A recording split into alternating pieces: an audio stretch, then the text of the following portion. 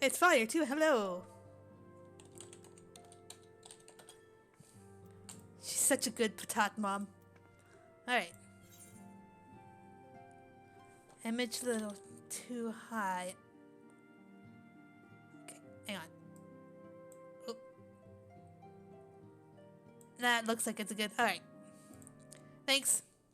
Alright, shake and resolve. Totaro seems eager to make up for lost time. Lily, God, it's good to see you. I hope you being here means you've had your fill of rest. Oh, I am more than rested. I've been biting at the bit to continue this shit for a long time now, Totaro.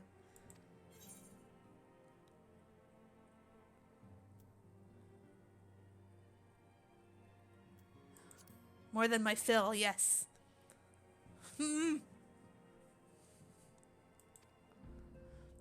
Not much has happened since your last visit. I had planned for you to meet that helper I told you about, but he refuses to answer his link pearl. I do hope he's alright.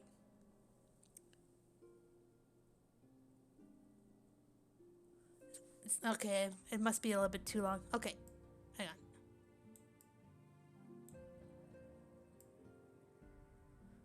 That'll have to do. Alright, whatever.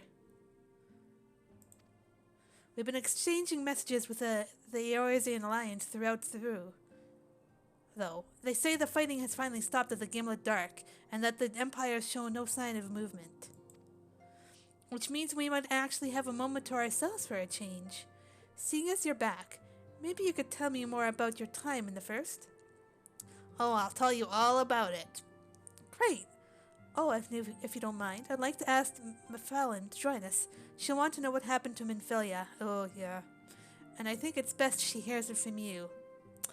Minfilia's pretty much gone. I don't know how to describe it to her. We'll meet you on the terrace at the House of Splendors. Where was that again? Okay. It's this way. It's this way.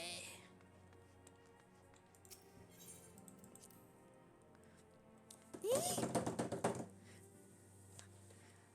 I was just drumming on my desk out of pure excitement. Don't mind me.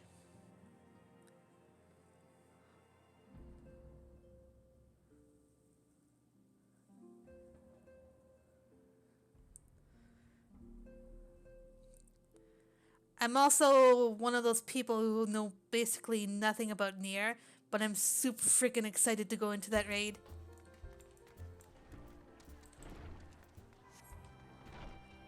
We're going this way.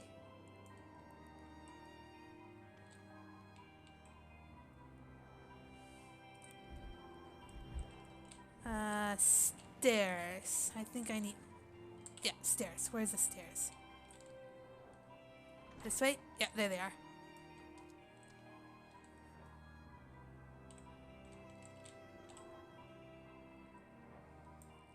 As you can see, this is the basic day one crowd for new content.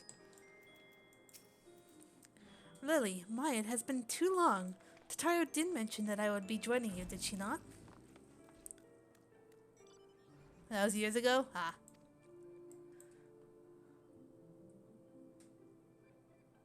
Thank you. Words cannot well express how I have longed to know more of the First. This world Minfilia has sacrificed so much to save. Well, hello, Mia. Yes, I'm talking, honey. You're a good girl. But come, rest your feet. Totaro should be arriving shortly. Oh, hi, Enkidu. Frickin' burn on the table!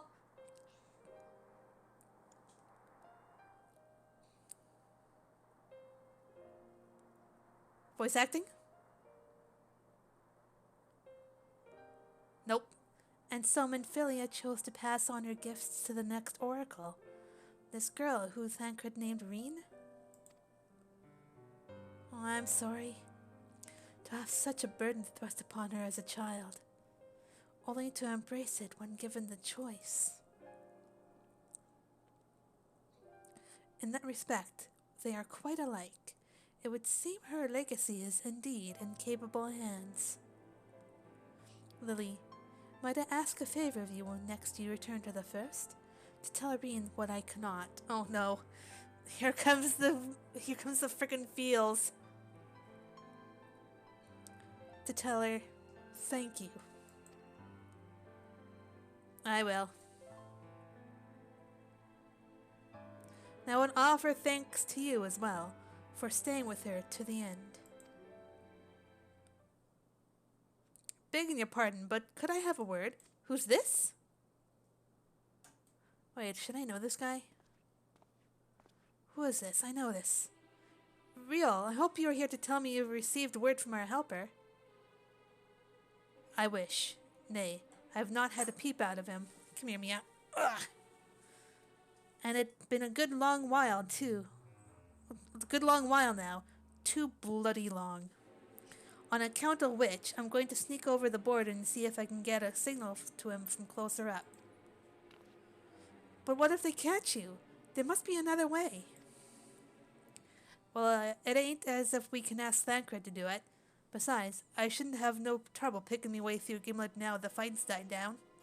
Gods know there's enough shadows to hide in. And it beats wading round here twiddling me thumbs. Any road, I just thought I'd let you know. Now, I'd best be... I nearly forgot. Kryle's at the stones, and she wants a word. Something to do with the patients. She was getting ready to examine them again when I left.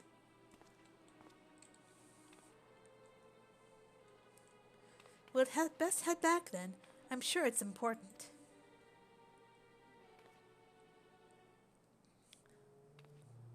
Bye, Fallon.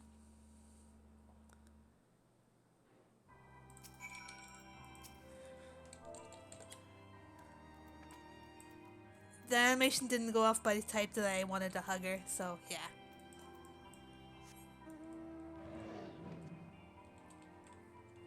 Whee!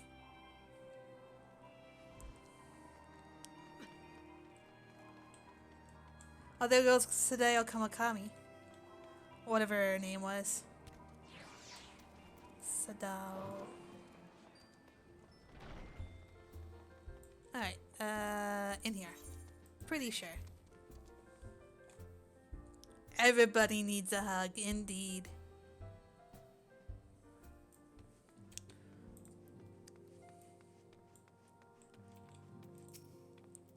It seems she's still examining them. Oh, I do hope it's nothing bad.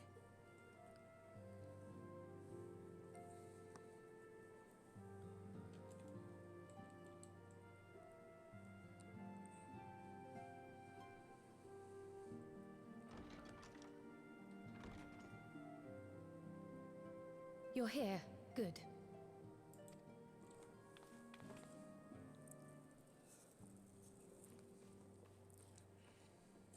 So, how are they? Still locked in slumber, but otherwise in good physical health. For the present, at least. For the present? Oh no, is something wrong with them? I'm afraid there may be. Uh-oh. I summoned you after detecting faint signs of instability in Thancred's corporeal ether. But subsequent examination suggested all 5 might be affected. And when I examined them just now, my fears were confirmed.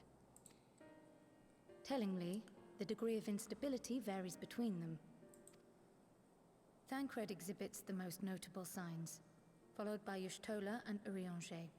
The twins' ether, meanwhile, remains relatively stable, but there is a change there too if one knows to look for it. Hold on. Isn't that the order they were called away in? Indeed. Which leads me to believe the instability will only increase with time. Though I can but speculate, I fear this may be a symptom of a weakening link between body and soul. I thought so. By the gods! What happens if the link is broken? I assume they wouldn't be able to return if that happened. I cannot say for certain. This is all unknown territory to us. Yet whatever happens, it cannot be good.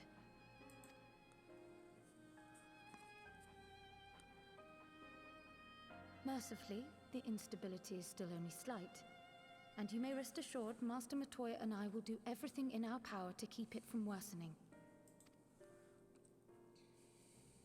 Be that as it may, it is imperative that you find a way to restore our friends' souls to their bodies. Leave it to me. We'll get our friends back here. No problem. Thank you. I hope. But where's she even supposed to start? We had the greatest minds in the realm hunting high and low for an answer, and they ran out of places to look.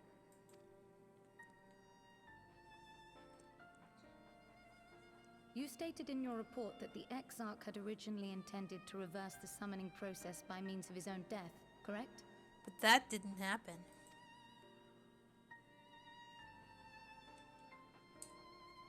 Raha always was a reckless young fool, ready to die for the first righteous cause that came along.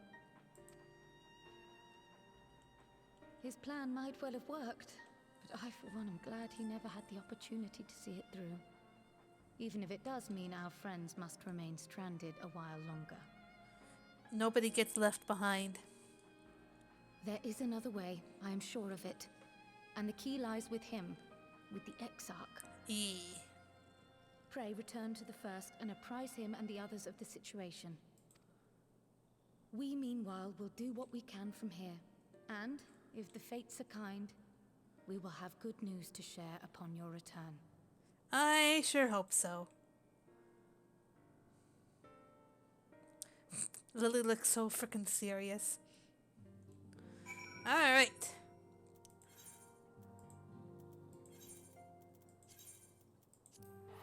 Let's go see Raha. Graha Tia.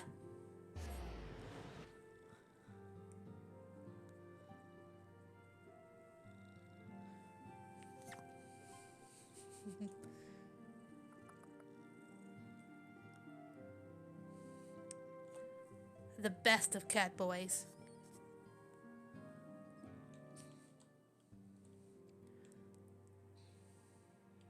Yep, kitty purrs. Yeah.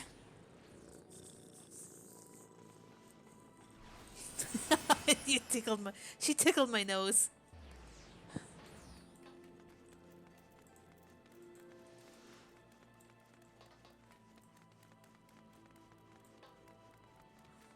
Those whiskers.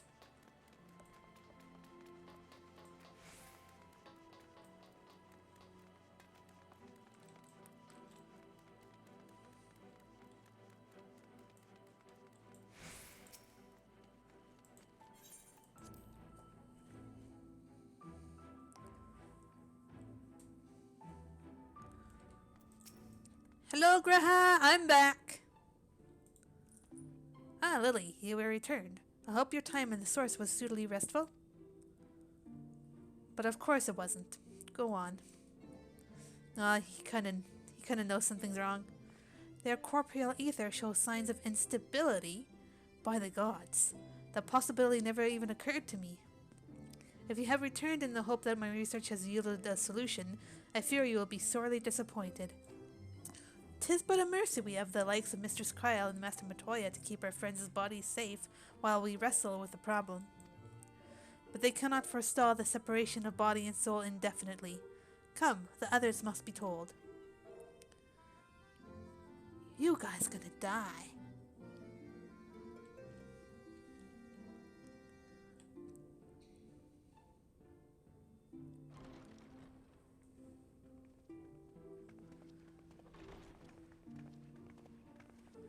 Y'all fucked, yo. Alright, the twins. Huh, only 3 came to the call.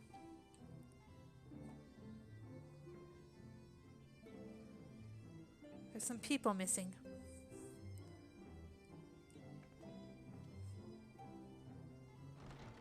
Oh! There's Arianja. Pray excuse my late arrival. Will Thancred and Reen not be joining us? Nay, milady. With apologies to all, they beg leave to pursue their investigation of the empty to its conclusion. Should matters here demand their presence, however, they did assure me that they would make themselves available. Yes, of course. Then let us proceed.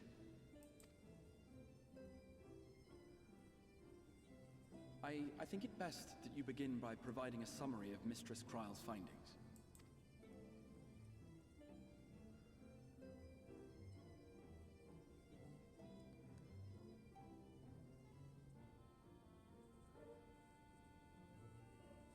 Yep. I suppose it was only to be expected that some change would occur. Yet our souls seem unaffected, to my eye at least. How long they will remain so is another question.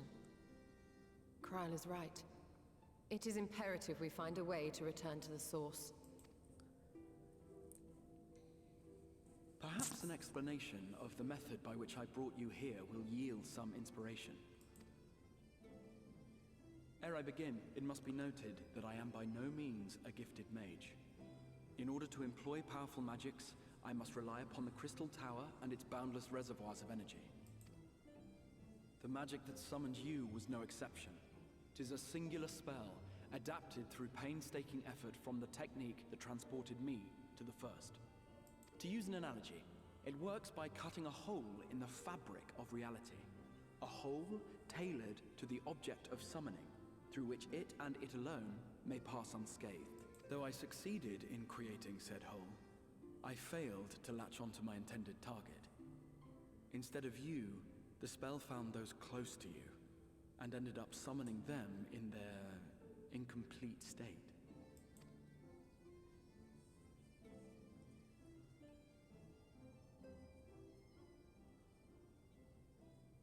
I would not soon throw my life away, not after the lengths you and yours went to save it. Yep. And so long as I breathe, I will spare no effort to see you safely home. But should all else fail, and your lives be at stake, there remains one sure method. We can't let that happen, no! We can't fail the cat boy!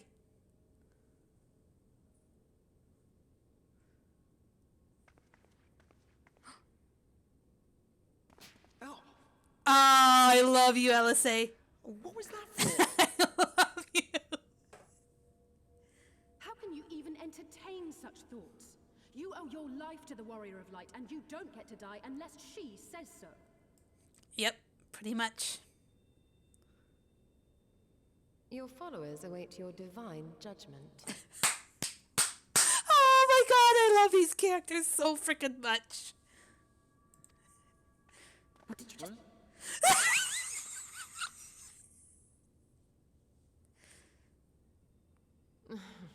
If the two of you have finished, perhaps we could return to our discussion? Rather than dwelling upon the multiple failed attempts at transference, I think it would behoove us to focus on the solitary success.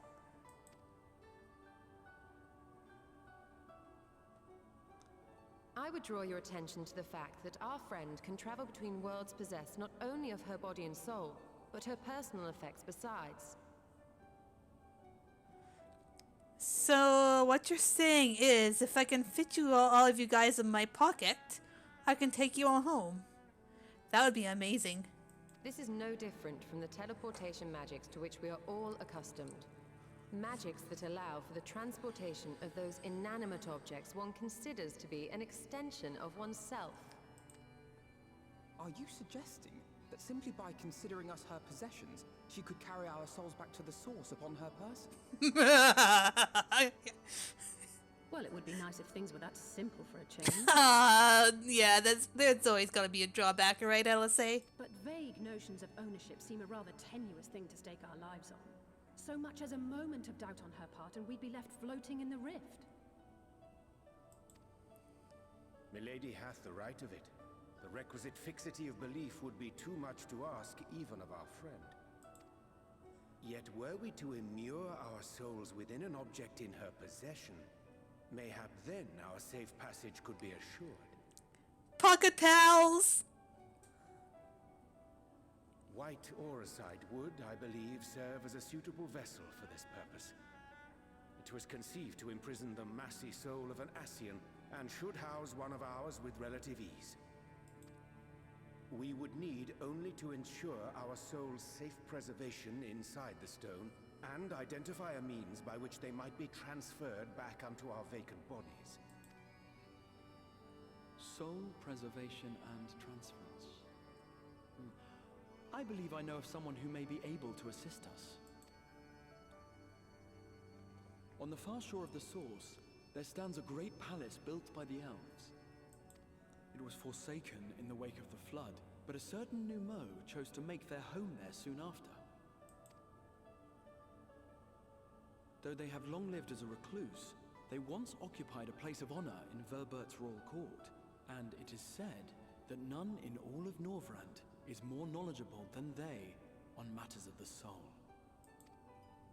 Well, I've no objection to seeking a helping hand, but if they've gone to such lengths to hide themselves away from the world, what makes you think they'd be willing to lend us one? A worthy question. Years ago, I myself tried and failed to solicit their cooperation in the battle against the Sin Eaters. No sooner had I begun to make my plea than they unleashed a swarm of their familiars upon me. Unlike me, however, you have curried favor with the Fae folk. By that merit alone, I am hopeful that they would grant you an audience. They may still be inclined to turn you away, of course, but if their knowledge might feasibly facilitate your return home, we have to try.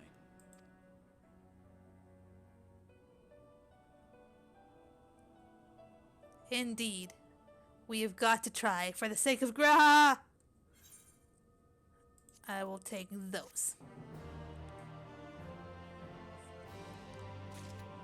More gold! The Crystal Exarch would waste no time in seeking help for your stranded comrades. The Grand Cosmos, that is the palace we seek, stands on the opposite shore of the source. I'll arrange for a boat to carry us there. Whilst thou journeyest thither, I think it best that I devote mine energies to the creation of white auricite. By thy leave, of course. The process requireth no small amount of time, and should the new Mo consent to lend us their aid, we will have need of a suitable vessel ere long. Agreed. Then I would ask the rest of you to meet me in Solon, and do be prepared for a warm reception. Yeah.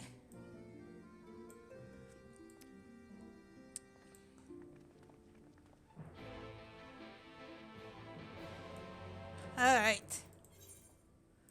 We'll go to for job.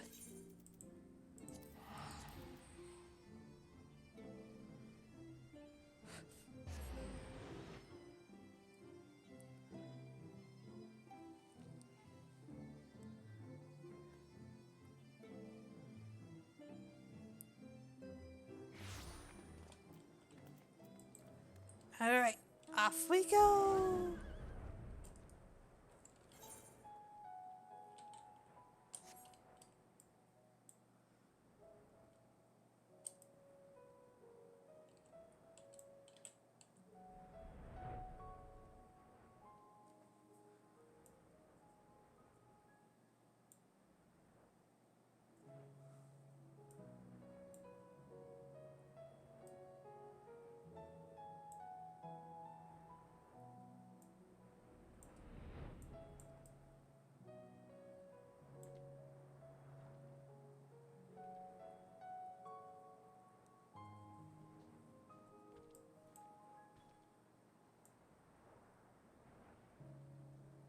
That's probably where we're going, right there.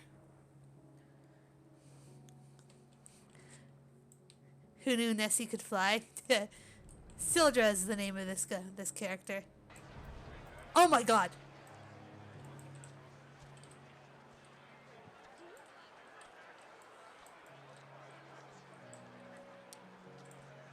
It's where everybody's watching their cutscenes.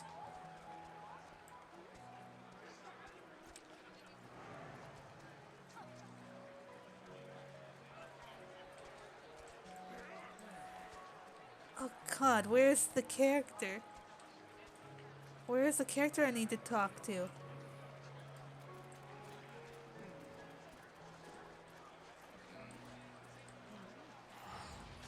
Oh no.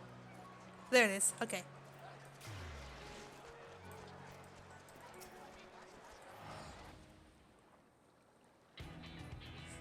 Oh yeah! As I told you before, I had scarcely set foot on the palace grounds when I was set upon by our host's familiars, and I expect our reception today to be no different, which is why I propose we march through the main gate, weapons drawn. I'm sorry, but we are not here to petition for assistance. We can't honestly think barging in looking for a fight is going to persuade them. Actually, I believe the Exarch may have the right of it.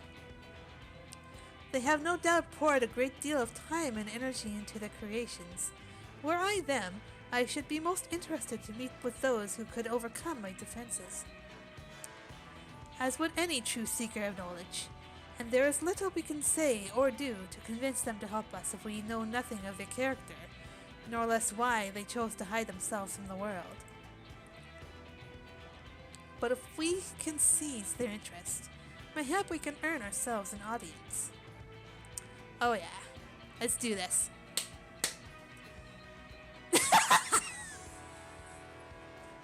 Oh my god, that was adorable!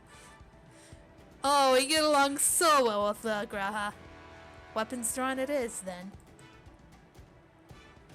Though I must say, Exarch, he certainly seemed to be enjoying all of this. Well, why not? He was an adventurer before he had to sleep. Oh, you missed it? Fuck! Oh well, you can always go back and watch it in the replay after I'm done streaming. Yeah? Do I? Well, I will not deny that I enjoy the thought of fighting alongside you all rather than placing about inside the crystal tower. You both seem to be in rather high spirits, if you ask me. Not that I am surprised. Your moods invariably improve when Lily is around. Yep. What exactly are you implying? She averted a calamity, and the light which seemed destined to consume her has been extinguished. 'Tis only natural that we be pleased to see her. Yes, well, you will have plenty of time to celebrate her good health after we're finished here. Of course. Then let us proceed to the palace. Yeah, double fist smash, I know!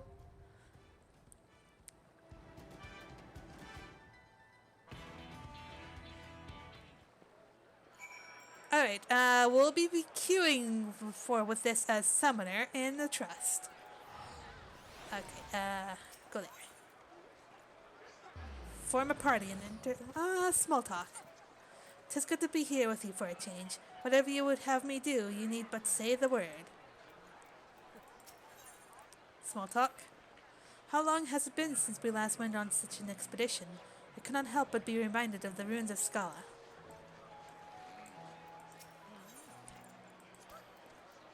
I can but imagine what manner of beasts keep guard here. No doubt they will afford us scant opportunity to explore the palace. A pity. I think we've done enough talking, don't you? We have a new mode to impress. Alright. Let's do this. Exarch is an all-rounder. He'll be our tank. Alphanod healer, and Alice is our DPS alongside of me. Let's do this. Let's do this.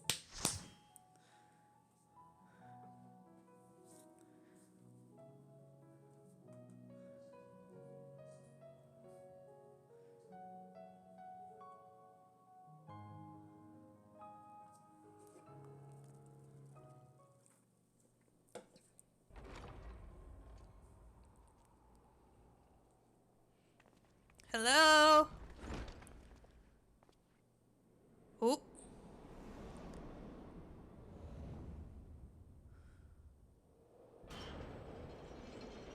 Hello?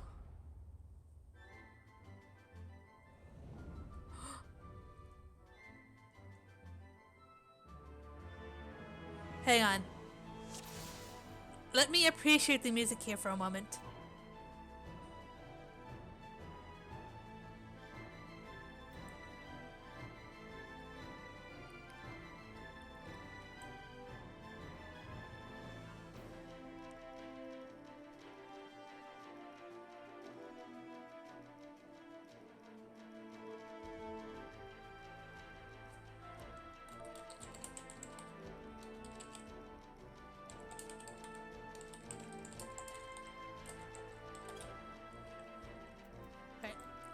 Let's get some Ifrit up in here.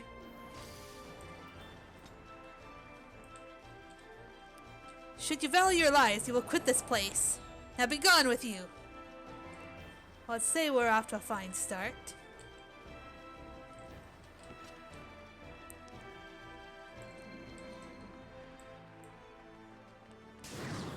From age of sleep, I bid thee rise. Oh boy. Hang on. Let's boom!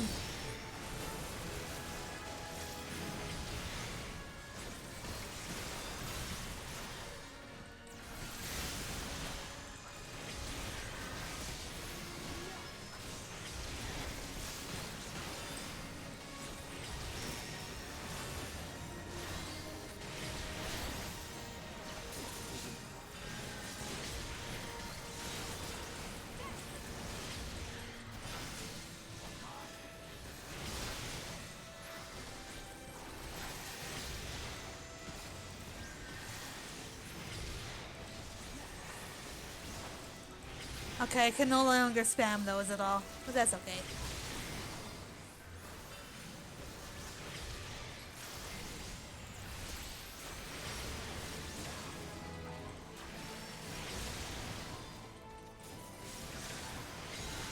Oh, I can Firebird Trance already?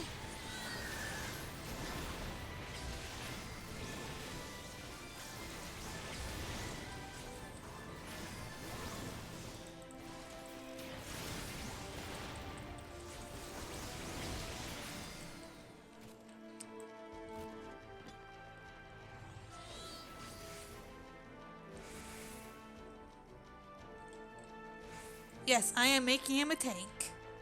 Ooh. I mean, we could use Thancred, but he's not available right now.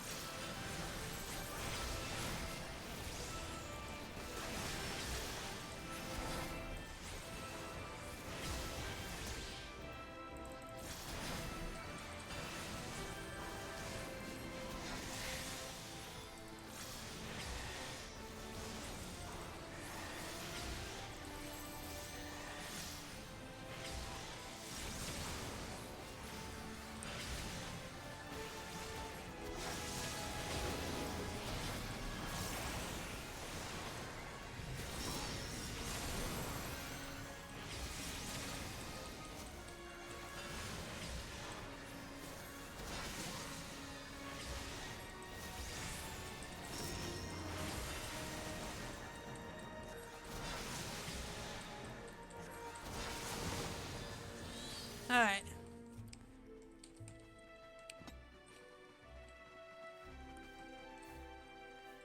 Look how they make a mess of my floors. Swish and flick, my lovelies. Swish and flick. An expected respite from battle. Is this thing chasing me? He's even sending the brooms after us.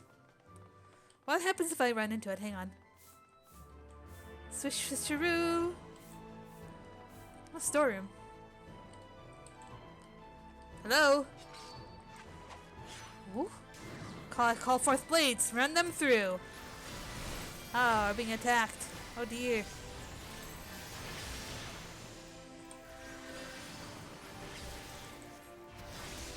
Firebird. Firebird.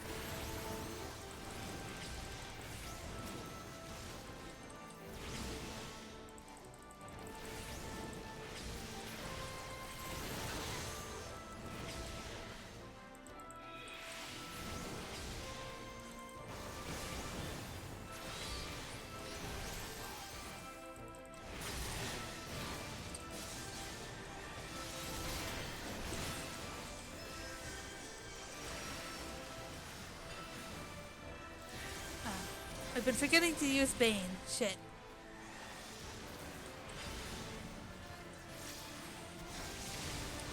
I need to relearn how to do Summoner.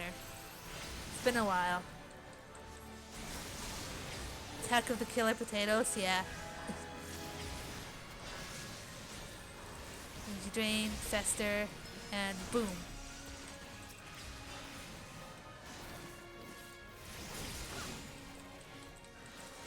Let's save Bahamut for the next pack.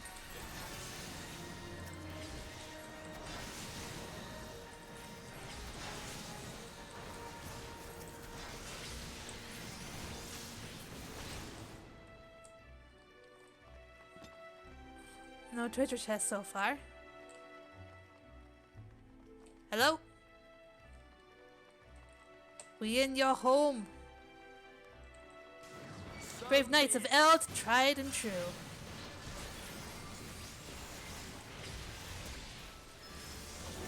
Bahamut!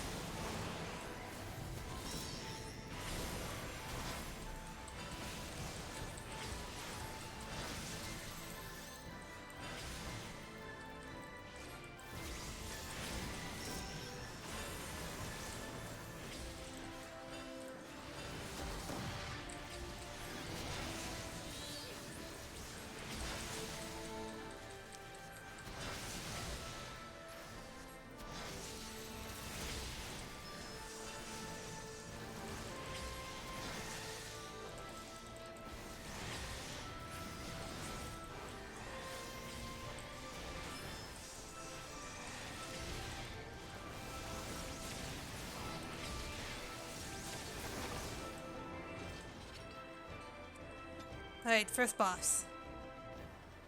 If you insist on making a mess of my palace, then you leave me no choice. Oh dear, they don't seem inclined to talk. Well, it was your idea to brandish blades at the door. Okay, I can see a mechanic right there. I think I have to avoid the brooms because they're gonna probably frick me up. Okay, there's some over there and some over there. Okay, let's do this. Gonna get brushed away.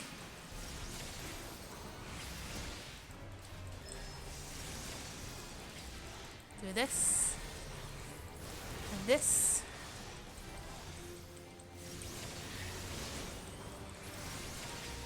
Amorta Anathema. Okay,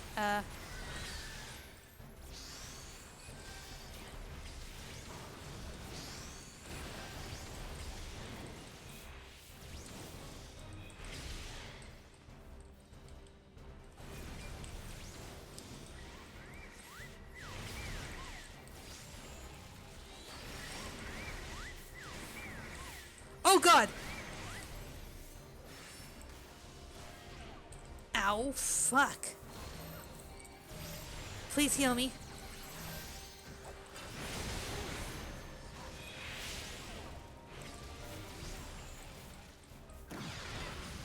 I'll handle the healing.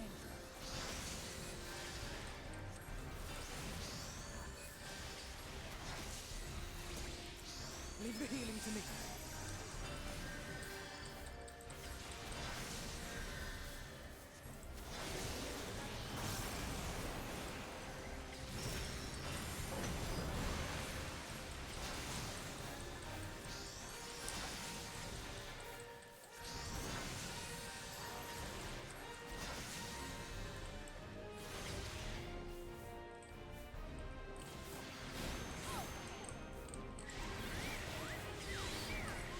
Oh god, I'm dead. I have to relearn that. I have to learn that mechanic. Shit. Okay, let's try this again.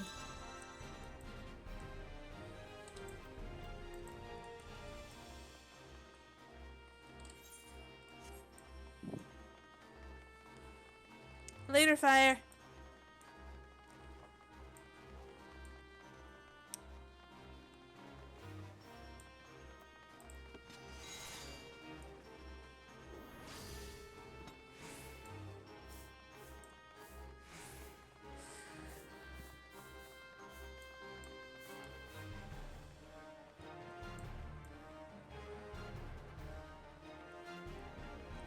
I know, I just don't know where to exactly stand when they're first going over.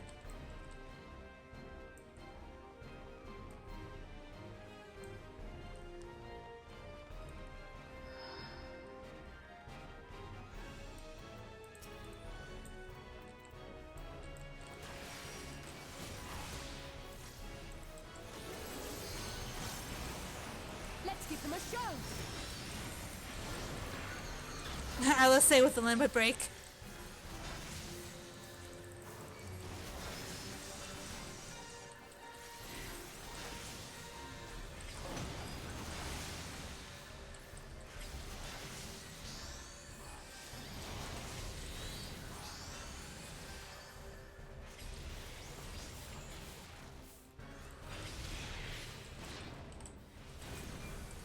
Okay.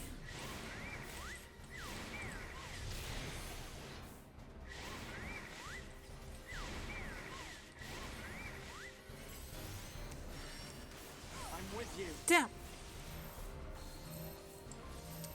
I'm not very good at this.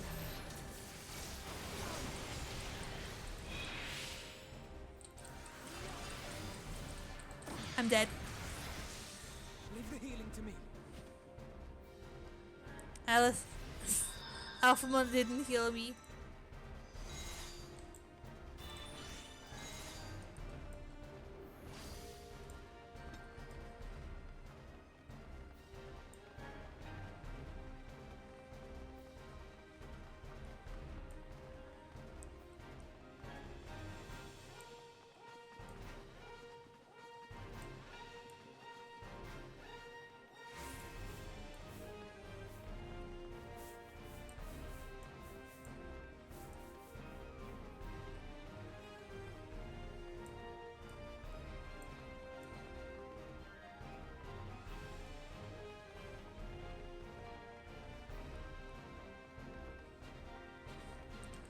Have to figure out where the safe spot exactly is.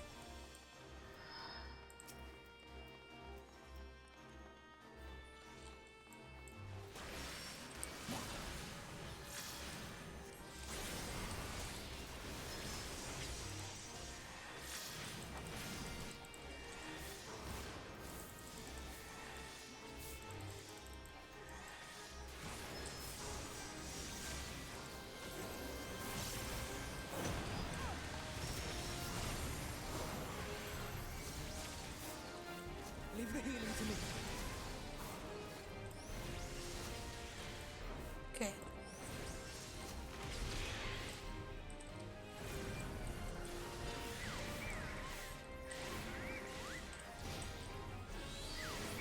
Okay, this way.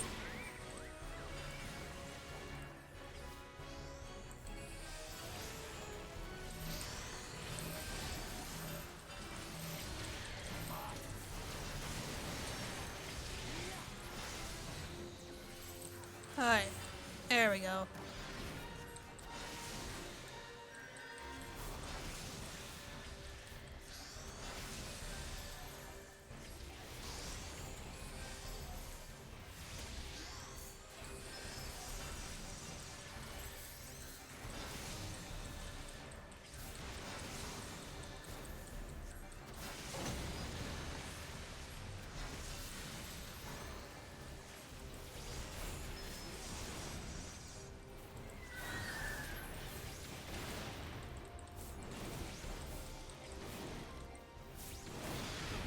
Okay.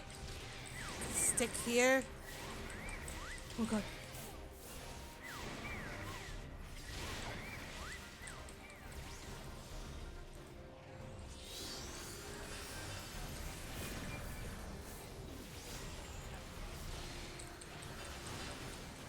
Zodiac, protect me!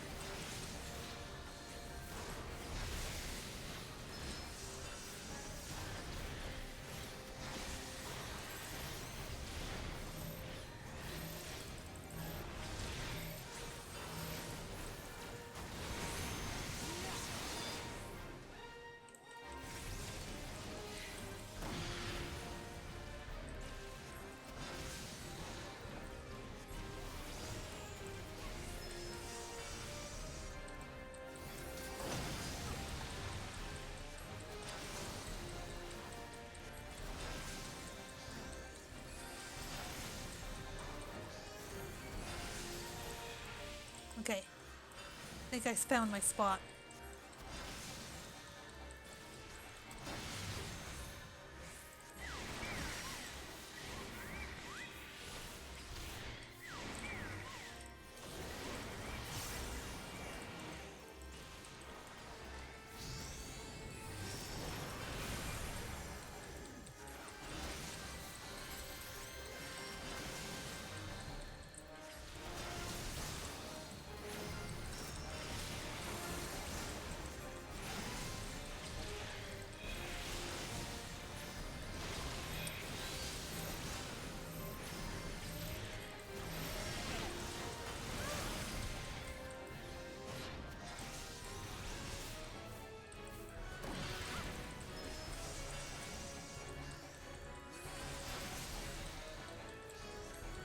And we got it.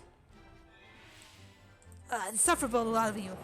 I will spare you, but only this once. Now leave me be. I doubt they will be quite so affable when next we meet. Another chance to pique the curiosity, then. Alright, let's see our loot. Oh, scouting. Useless to me for now. Oh! Still you press onward? How foolish. Whoa!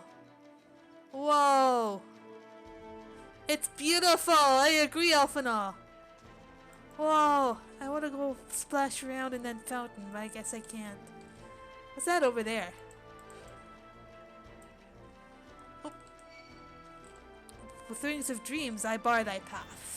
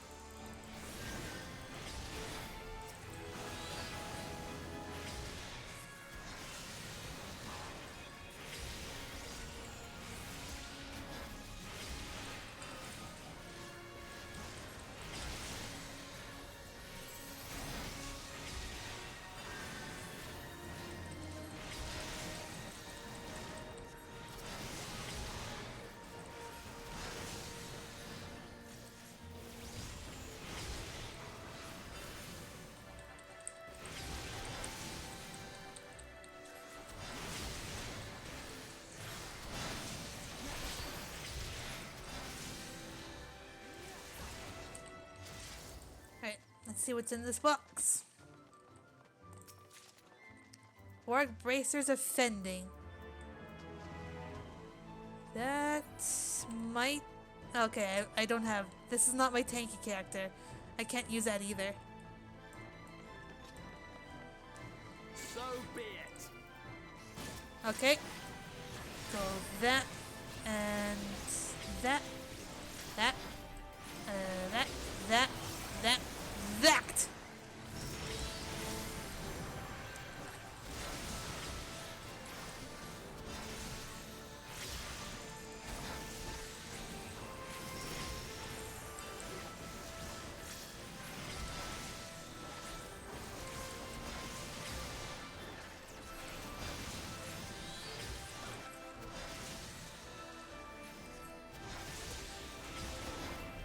You underestimate me.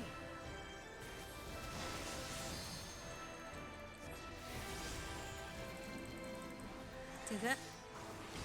That. That. That.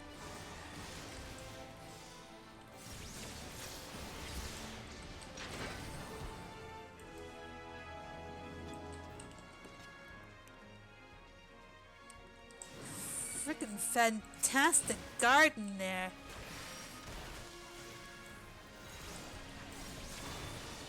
Firebird, Firebird, does whatever Firebird does.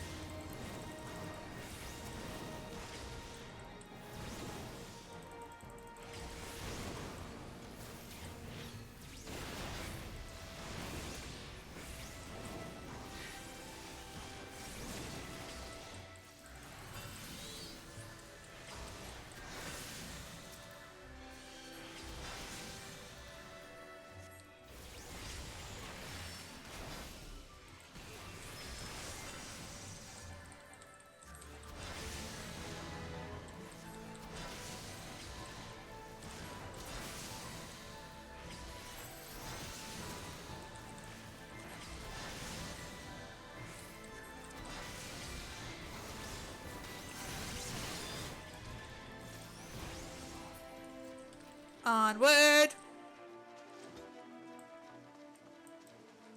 Richard Coffer.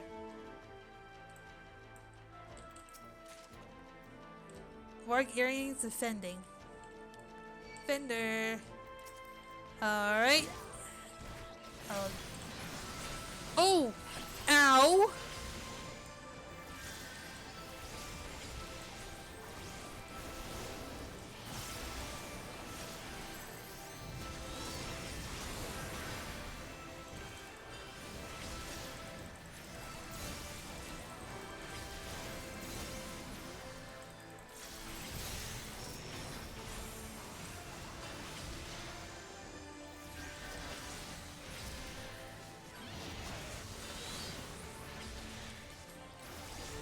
Indeed, Gray, indeed.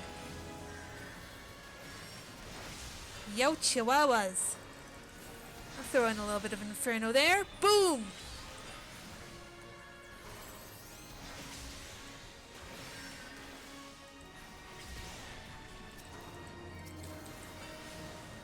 Oh, oh.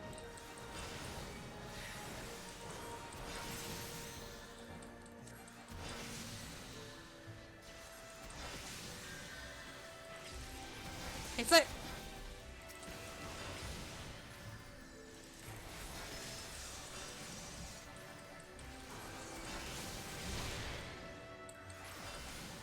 Oh, they're flying pigs. That's what they were. Look at this thing.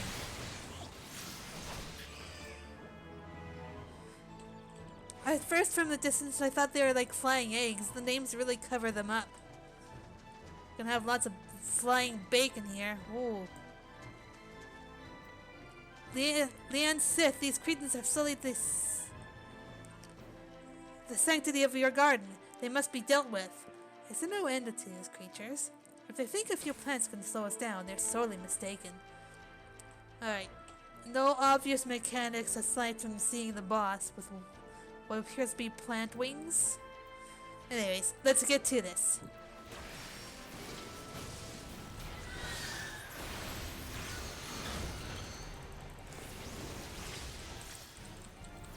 Storm of color. Come, little ones, let me show you the delights of my garden. Quintessence is sealed off.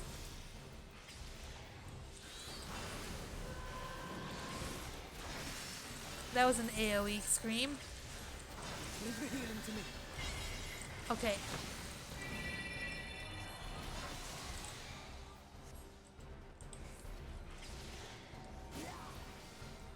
Oh.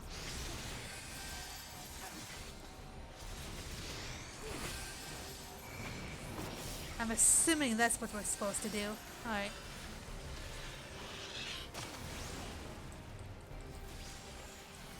Alright. That works.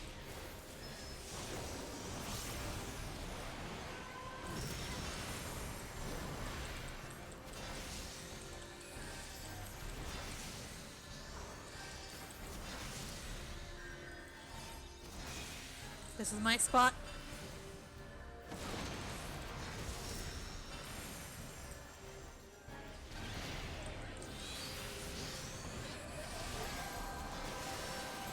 This one's a little bit easier.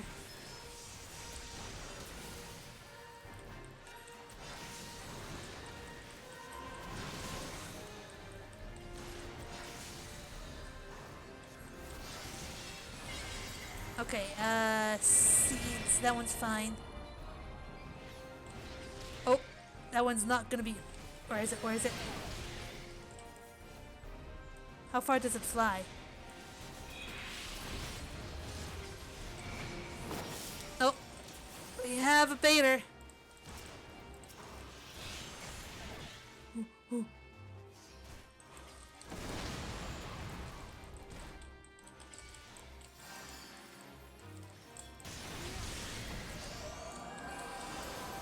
I'm with you.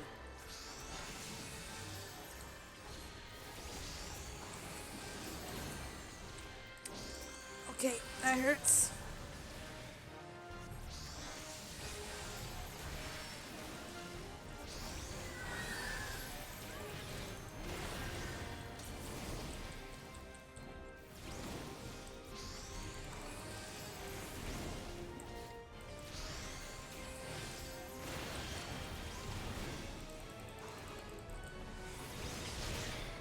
here then.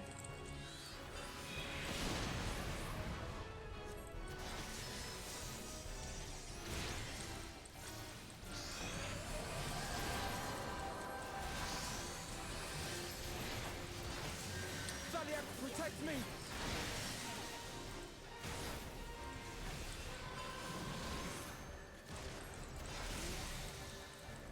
Oh, what the fuck is that?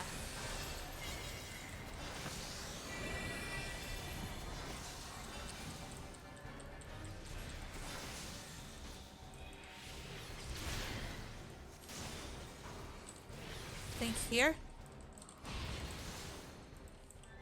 Alright. That was a good one shot. Let's see our loot.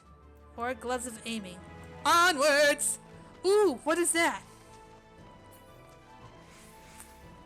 The garden is ruined! Ruined! Mark my words, you will pay!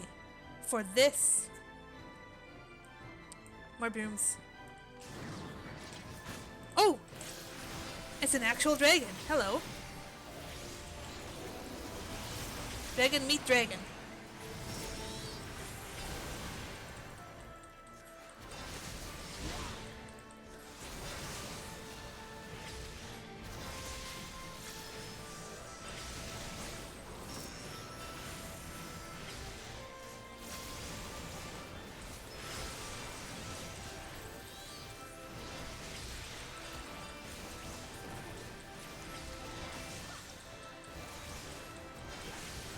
I'll say, you look like you're hurting there. Cool. Alright. I guess we choose a staircase. Oh, the music!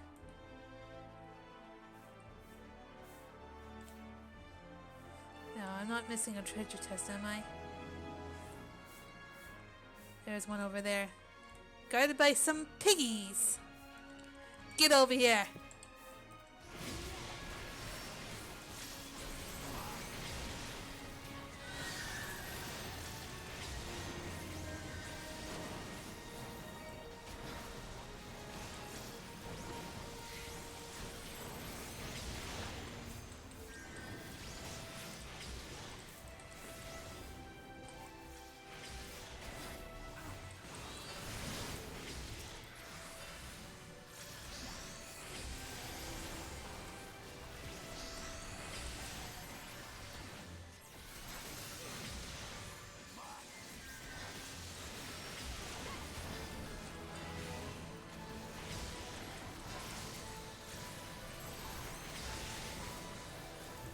Me.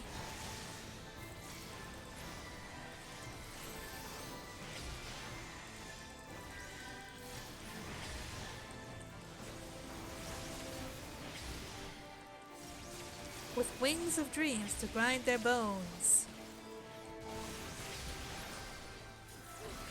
Mia, I don't want you on the desk right now. Come on. Get down. Get down. Come on. Be a good girl. Alright. Let's get our loot.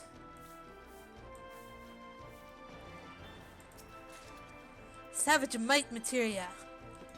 Ooh, hello. Why do you persist? Why will you not leave me be? Ghosts? Oh, come on now, off and on. Don't be silly.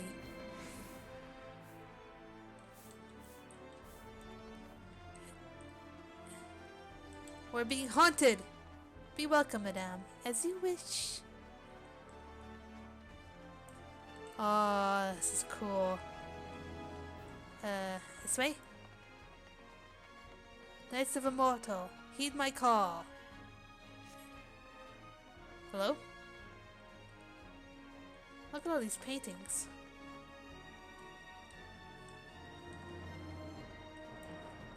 Oh wait, I think I remember this from the trailer.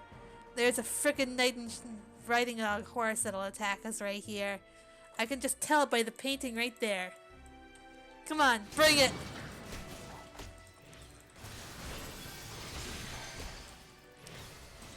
The pain.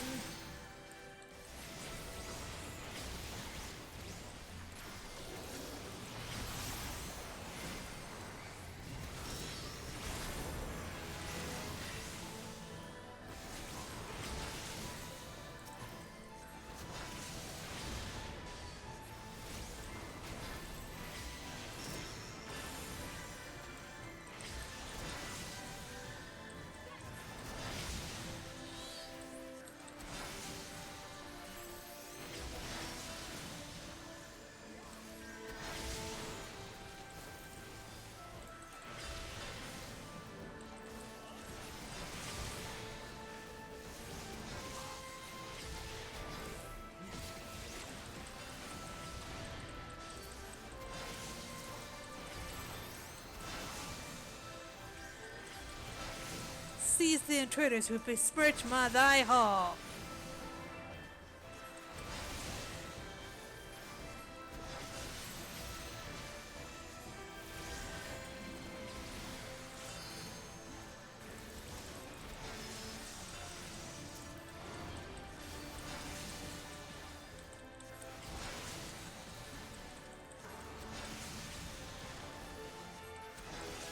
Almost there.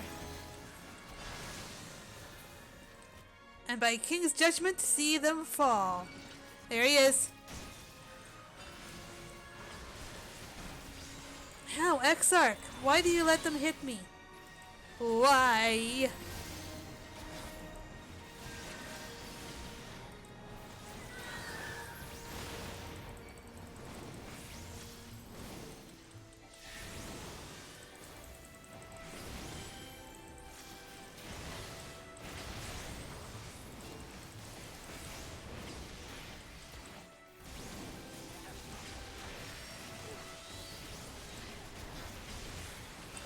Oh, that's a big one.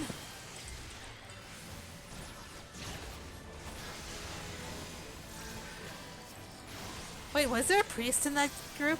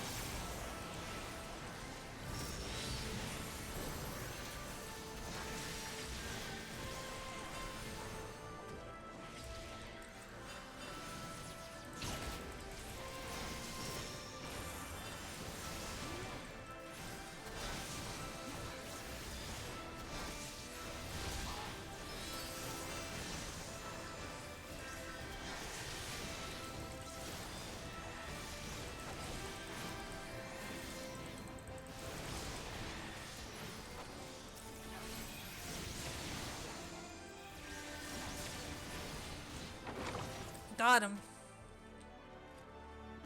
Another treasure coffer. Open it up. Piety materia. I see you cannot be dissuaded from your misguided path. A pity.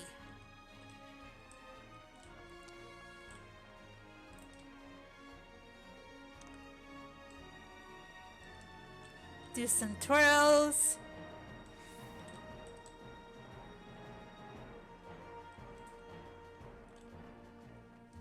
Alright.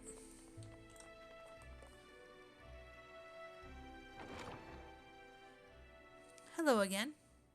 Oh, a piano.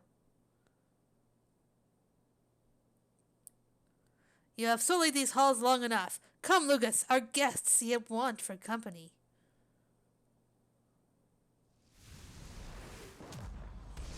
He's summoning something. Ooh. He's very flamboyant.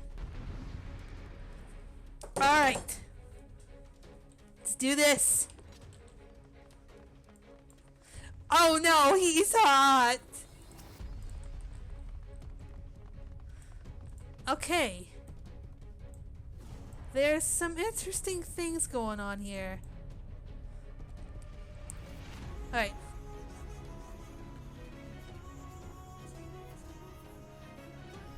By the gods, they've given life to flame, Alphinaud says.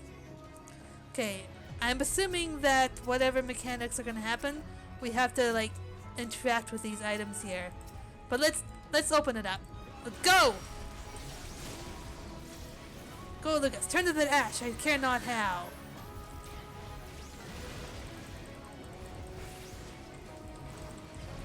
Scorching left.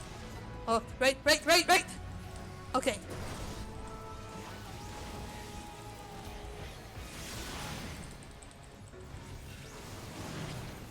The worldly heat.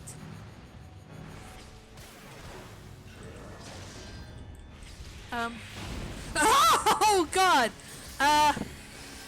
Captive bolt.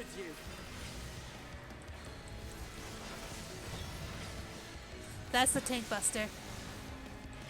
Sear the flesh from their bones. Set them light in your dying flames. Burn bright until they're naught but cinders. Run, run, run, run, run, run, run, run.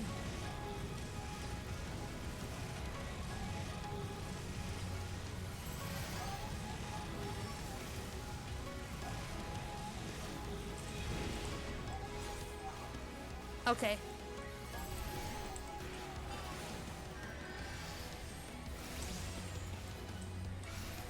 Okay, okay, okay, okay, okay, okay. Oh boy.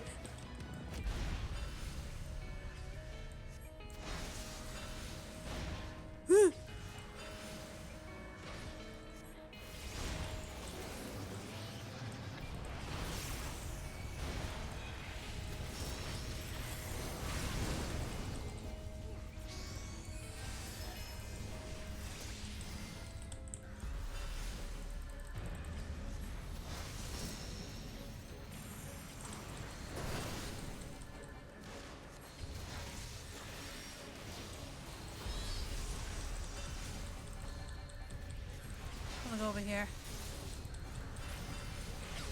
Pulling blade.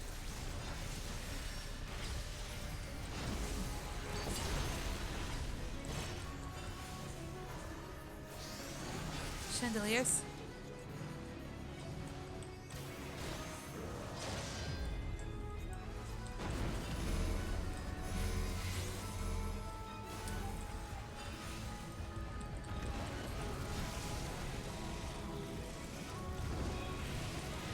Okay, okay, okay, okay, okay.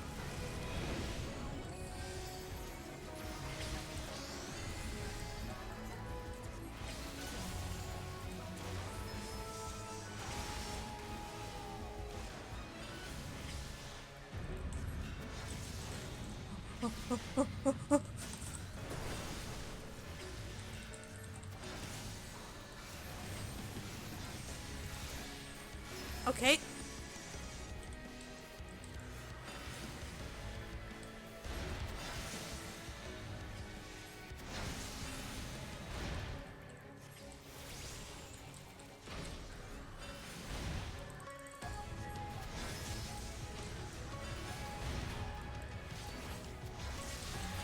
We got this.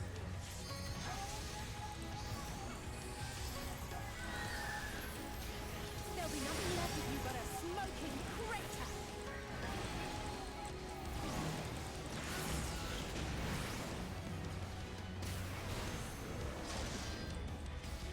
Okay.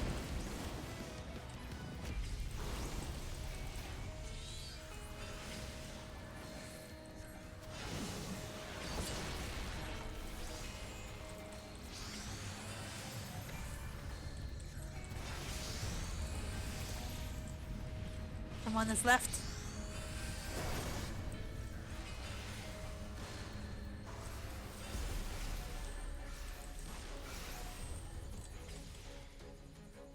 Oh, Exarch! Oh!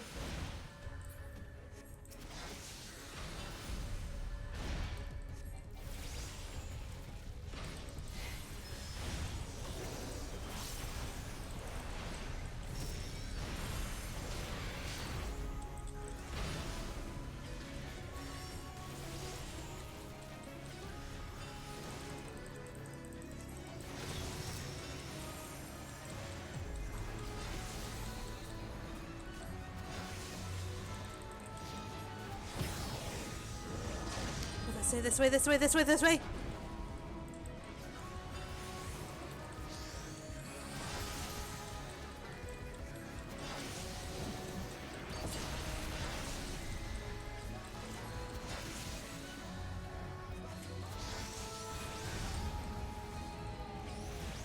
Left, left. Okay, we're good. Got it.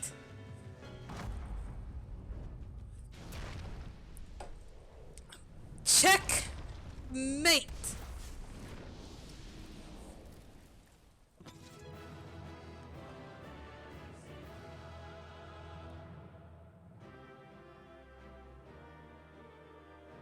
Now are you willing to talk?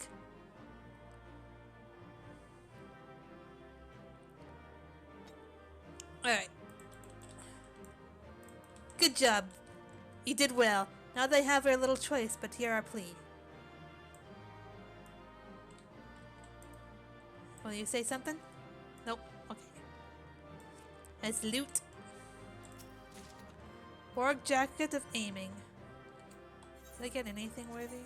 Okay, no. Alright, whatever. Let's see what he has to say.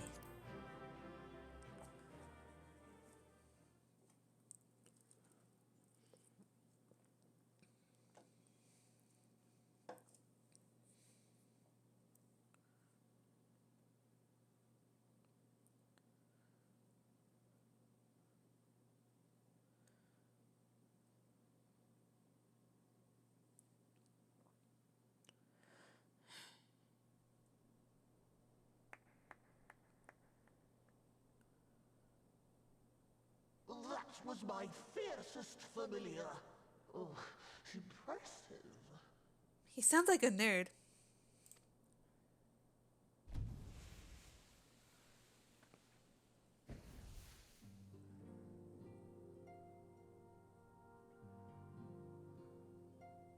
Oh, look at him.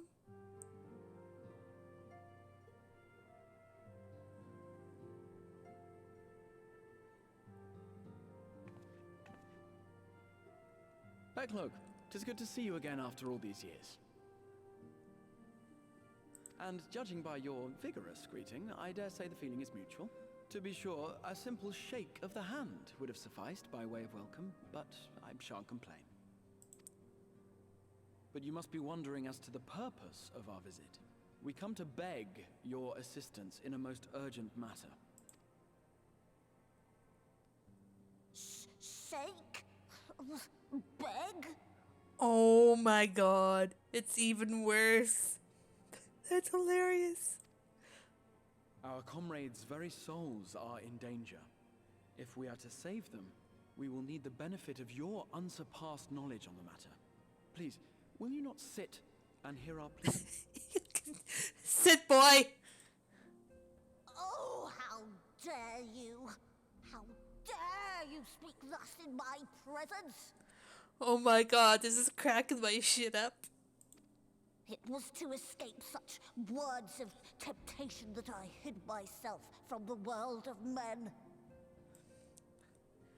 What was that word they used? You are sinners, one and all, and I swore never again to have any part in your affairs. I can only imagine what terrible events forced you into a life of seclusion. But I know that the Numo are a good and noble folk. It is not in your nature to turn a blind eye to the plight of those around you. And in treating with us, I am certain whatever mistrust you feel for man will begin to heal.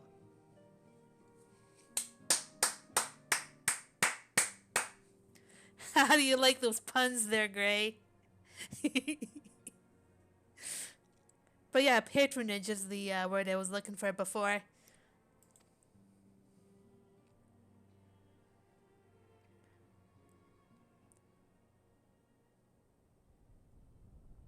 Oh, he mad.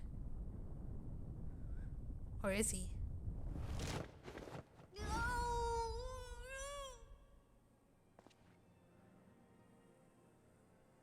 Hey, Gray, that's you.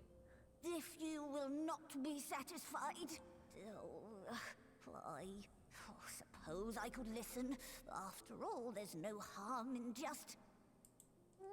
No, I mustn't. Not again. That damn court mage seemed to have the best of intentions too, and countless innocents died for my naivety. Oh, little one. Oh, you know not what you ask of me. What horrors my knowledge has wrought.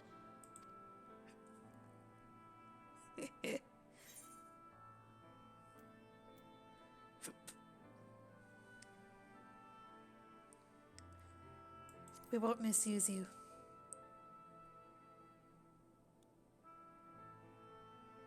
You wish only to save your friends? Nothing more? Please help us. swear it. I swear. I swear! No. No.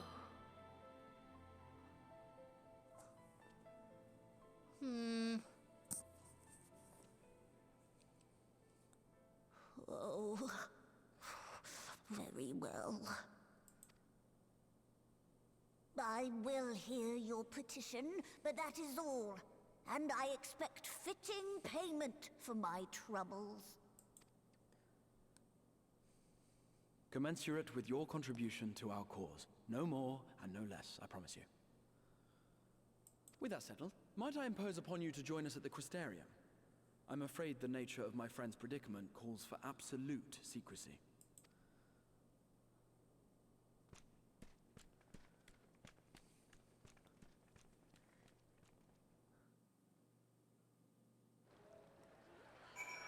Alright. Our Questarian is right here, but, sudden crowd noises. Oh god. Okay, let's try right here, or there it is. Alphanos right here. There you are. The others have gone ahead to the Crystal Tower with Big Lug. For the record, I truly wish we hadn't had to resort to using such words when treating with them. I have ever sought to convince, not compel. Yet I cannot deny that part of me is glad Irianje shared his knowledge with the new mole with us. Had he not, Big Lug wouldn't be here. Big Slug. Oh, you mean that? That's just a chocobo wearing Leviathan armor. Speaking of whom, we should hurry. To keep our guest waiting would only add insult to injury.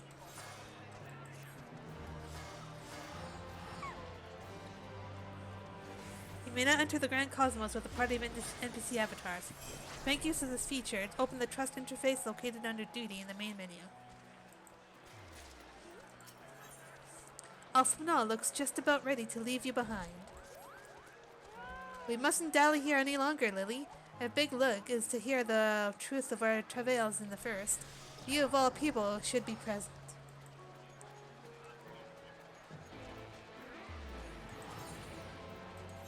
To the Crystarium! Tally ho!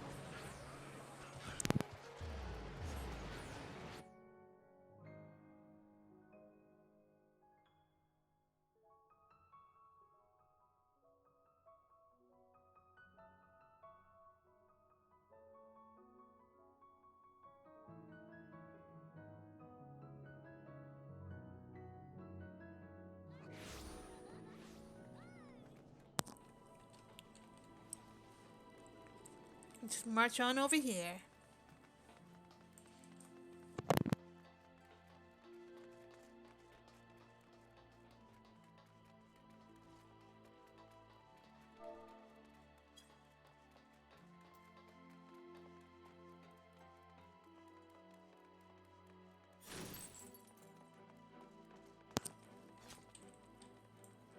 Alright. Let us in.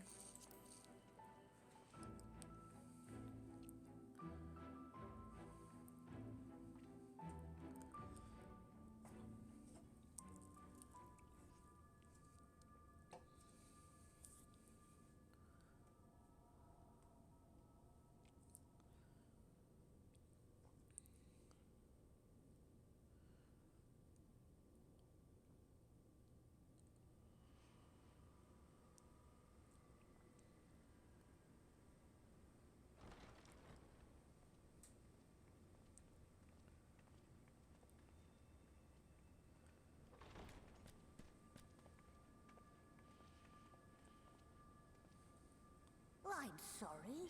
You mean to tell me not only that the return of night was your doing, but that you hail from another world as well? Yep, that's our big secret. Everything we told you, of the source, the shards, the 7 umbral calamities, all of it is true. I realize how fantastical it sounds, and I would not blame you for doubting our testimony. But given your expertise, you must surely have noted the peculiar nature of their souls. Any other time and I would have dismissed your stories as balderdash and flummery. But upon closer inspection, 'tis plain their souls are far denser than is normal, and that they do not possess true bodies. Save you. Your body is your own. Yep. And your soul is the densest of them all. I carry the biggest secrets of them all. But that's another story for another time. As I said before, were it not for their heroism, the skies over Norvrant would still be awash with light, the realm yet at the mercy of Vorthri and the Sin Eaters.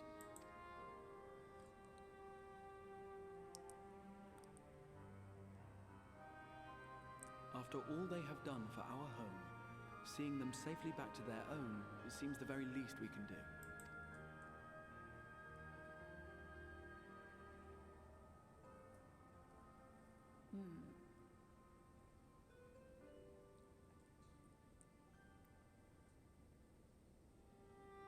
Your tale is intriguing. Yes, very intriguing indeed. Simply to hear it is fitting payment in itself. As for your friends, I can but agree. Their valorous deeds on behalf of Norvrant are deserving of recognition, of their own fitting payment. You will help us then? I will. I would see my knowledge put to good use for a change. Very good, very good. I do have one condition, however. I am not the spry young Numo I once was. As such, I will require assistance in my fieldwork and testing. It would be our pleasure. We'll be laboring for our own benefit after all. We did it!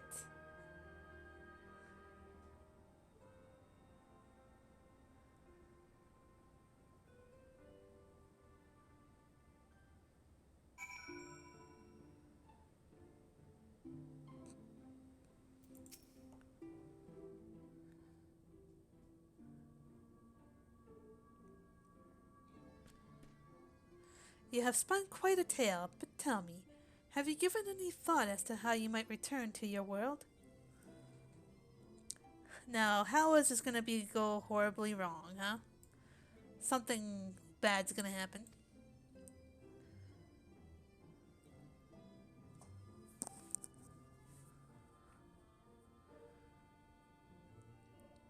White Arasite, you say? An intriguing proposition, but one which fails to account for the present state of your souls. They have become highly charged, likely as a consequence of having maintained tangible forms for so long.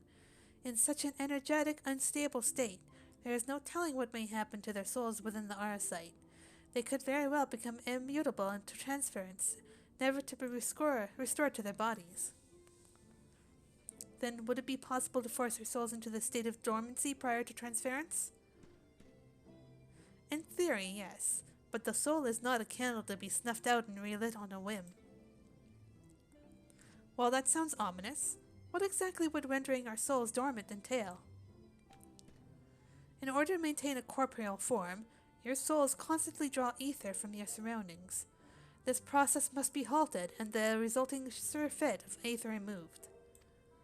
Your minds would ultimately be separated from these false bodies of yours, rendering you incapable of interacting with the world around you. A cruel fate under normal circumstances, but one which will be rectified upon your return home. Leaving lifeless husks, like those poor souls at the inn at Journey's Head, corrupted by the Sin Eaters, their ether made stagnant by the light. Corrupted? Stagnant. Might I see these unfortunate individuals?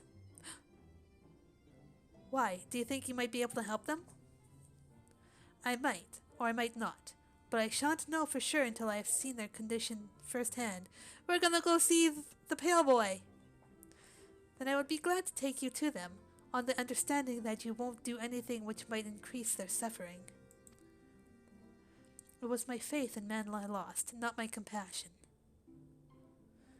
Well, I see no need for all of us to go accompany you. While you escort our guest to the inn, I will assist Ariane J in creating the requisite Arasite. I believe my talents would be better applied to that endeavor as well. Might I leave the three of you to assist Big Lug as necessary? Let us make for Amarang, then. I feel bad I don't remember that pale boy's name.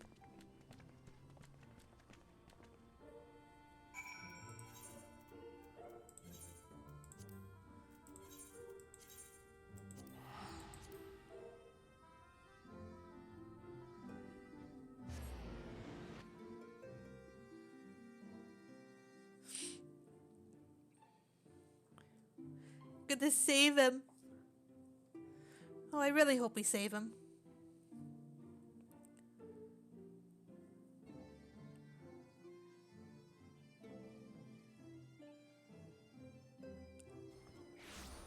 Where is he? Where is he? Wayne. Kasana. Not him. I can tell where he's at from this group of people. Alphanol.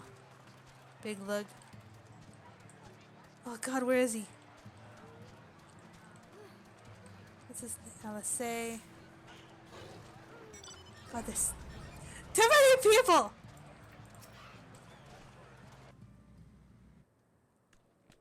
There he is.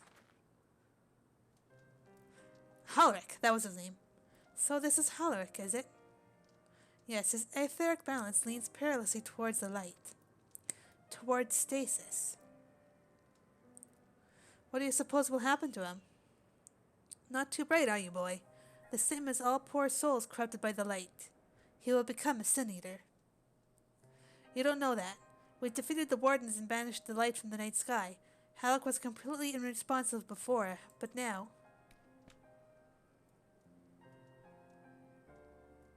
Mumble. Then perhaps there is yet hope.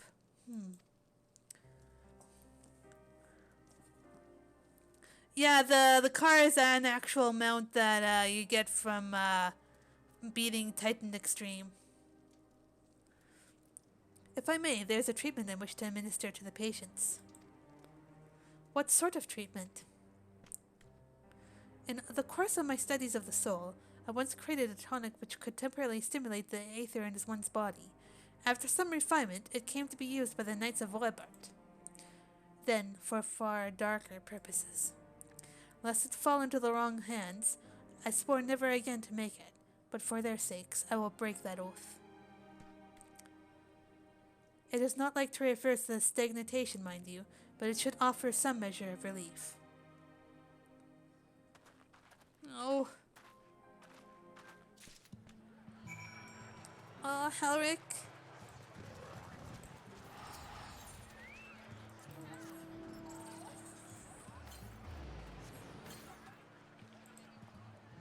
Totten stares blankly at you. It would seem the tonic has had no effect. Oh no.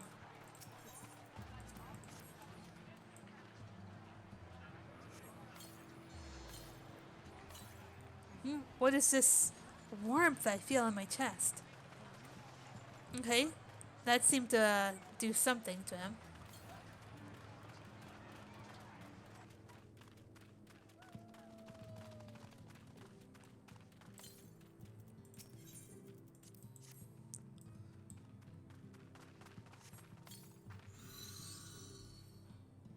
I feel warm, and my legs, they don't feel as heavy. Okay.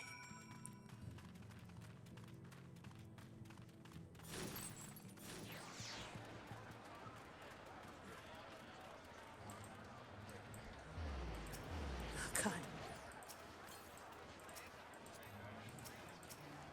I want to... There we go.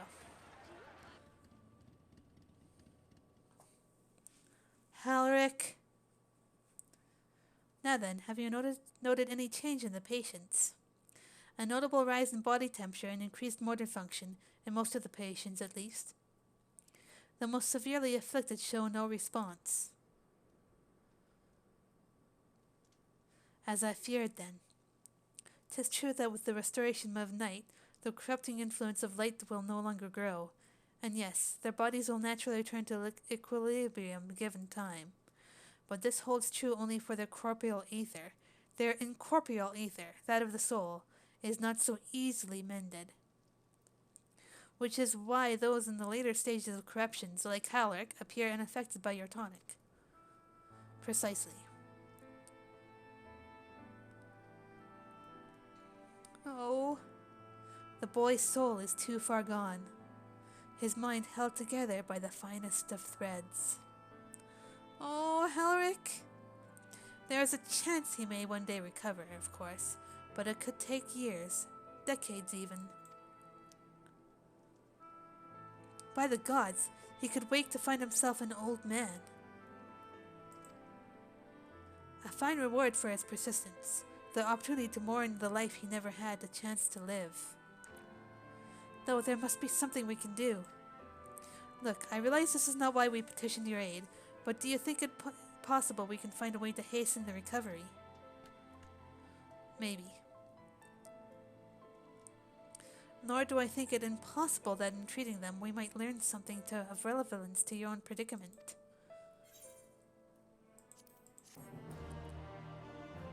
Too many cooks in the kitchen!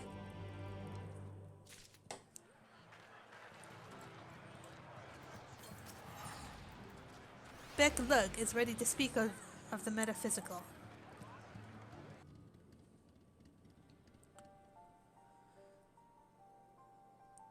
I suspect the Crystal Exarch has told you of my past.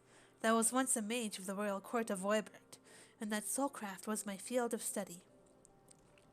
The tonic you administered to the patients here is one of the fruits of my labors. I hope to do great things for the kingdom. Sigh, but in the end my knowledge brought only suffering, a plague the like of which none had ever seen. In the hands of unscrupulous men, what should have been my greatest triumph instead became my greatest shame. Now you have a chance to redeem yourself. That I do. A comforting thought indeed. But let us return to the task at hand, finding a means by which we might revitalize these people's incorporeal ether. Do you think it can be done? Were the sky still ablaze with a primordial light, I would call it an exercise in futility. But now we may have a chance. The method I have in mind will entail the conjuring of a familiar. They are able to amplify the energies poured into them, making them the perfect conduit for the ether revitalizing magics that we will ultimately employ.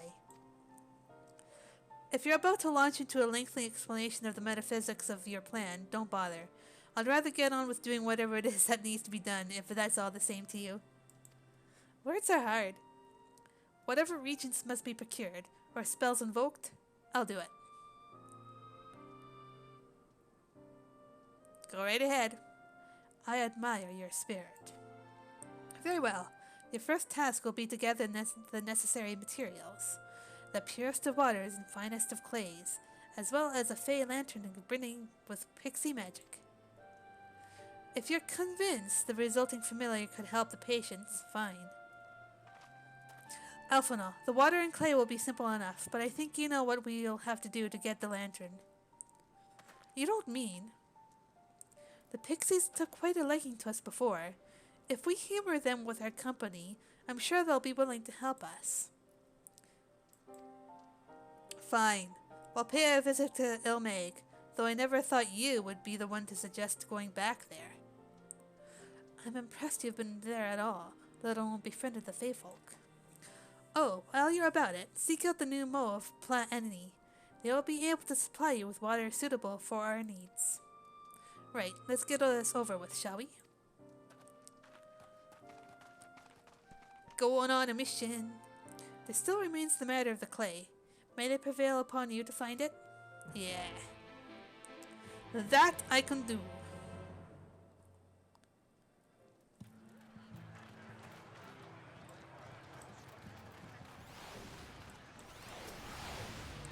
clay from Amaring would likely be best. Know you of anyone who might be able to assist us? Miners at Twine. Ah, yes. They will be able to point out in the right direction, I am sure. While you and the twins are occupied, I will see if there's aught else I can learn of the stagnation which afflicts the people here. Going to Magnus.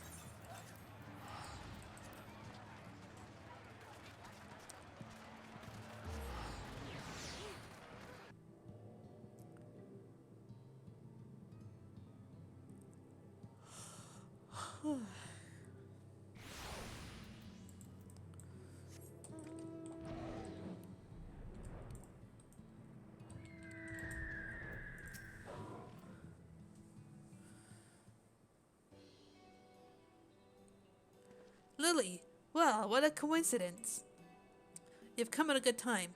We've just this moment finished repairing the talus and trolley you lot took to Nabatharang. The trolley was no trouble, but the talus would have been another matter, had we not had a visit from Master Chai. Ah, the Chais!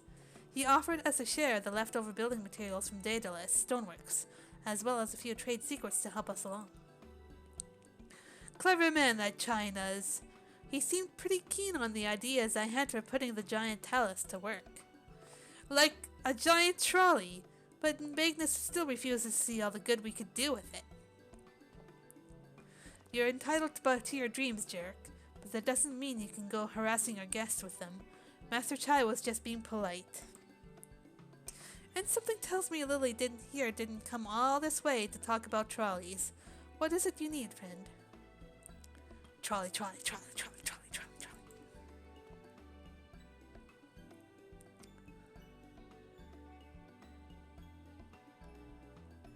I see, and this familiar requires clay from Amarang?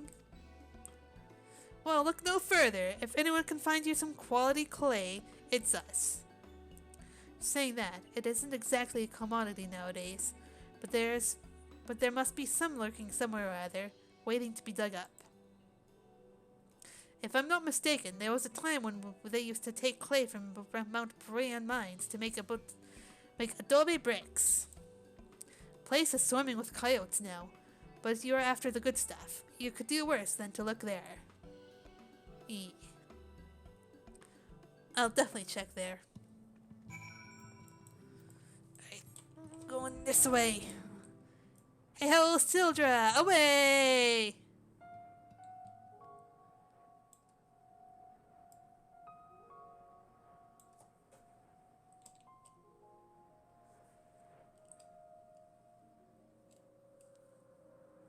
What's the matter, Gray?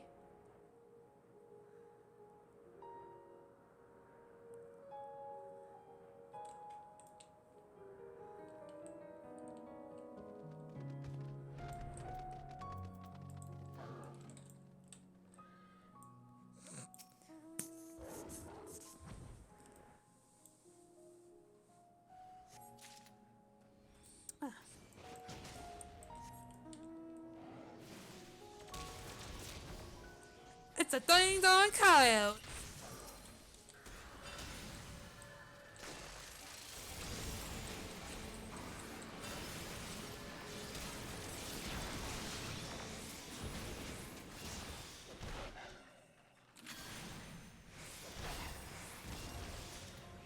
That one's mine.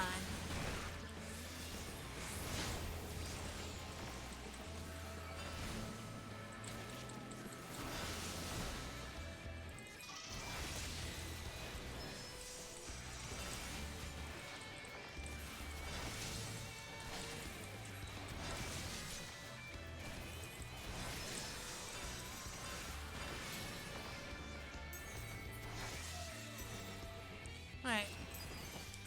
I need one more clay.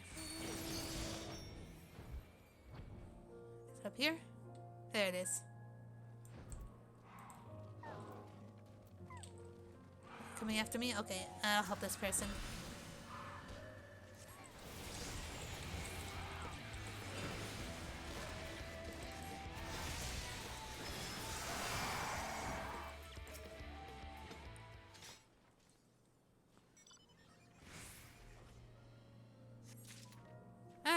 we got all our clay.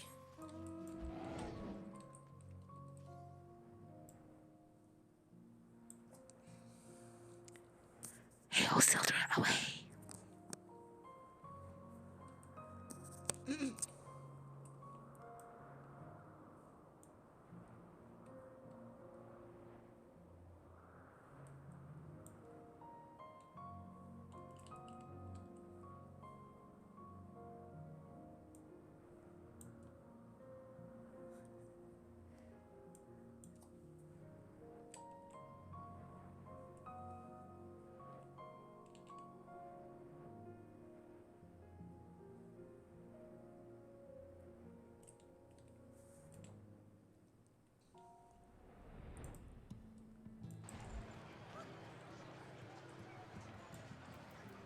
Alright,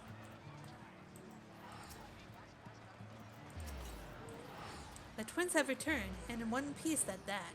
I was convinced the pixies would turn at least one of them into a garden ornament. But no. You have the clay, I take it.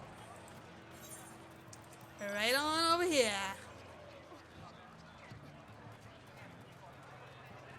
Wonderful. We need but combine the clay and the water, then heat the mixture with the Fey Lantern.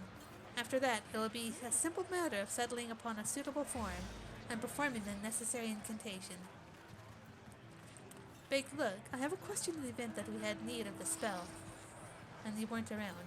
Would it be possible for another to perform the incantation? Assuming they possess the requisite skill, yes. Halleck and the others have suffered so much, and I swore to do everything in my power to save them. If there is a chance the spell could do that, I would be the one to invoke it. Perhaps you should be the one to do so. A deep understanding of the subject's physical state, combined with a strong desire to help them, can drastically increase the magic's effect, and you are plainly more familiar with these people than I. I dare say there are a few in all of Norvern more dedicated to finding a cure. Is that not so, Lily? Oh yeah. She's the best woman for the job. I'll give it all my all. For Halric. For Tesleen. Then we are of a mind on the matter. LSA shall be the one to conjure the familiar.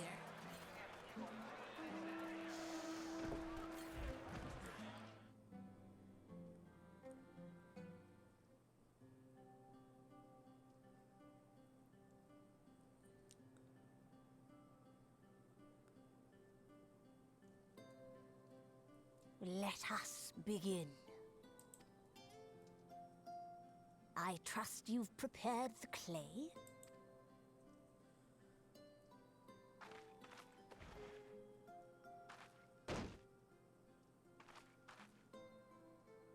Very good. Now, I would have you sculpt for me a porksy. Porksy. Plump, with floppy ears and a short curly tail.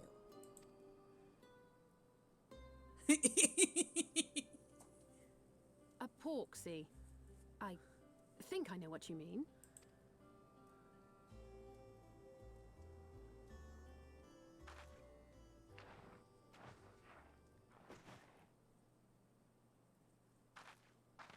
There we are. How's that?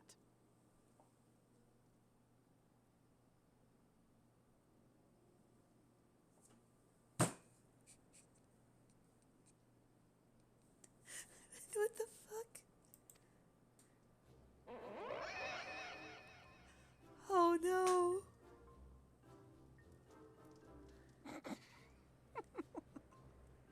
Well, it is certainly creative. There's no denying that. Oh my god, it's... Oh. Oh no. Yes, I'm no artist. Very funny.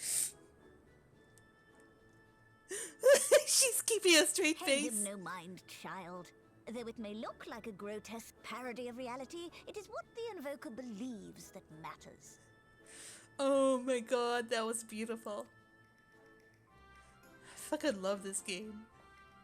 You're not helping. But I speak the truth.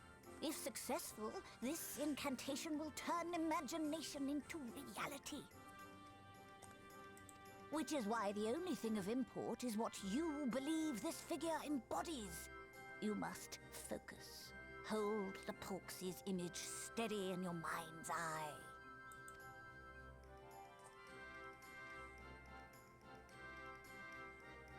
Now then, as I taught you, relax and allow your energies to flow.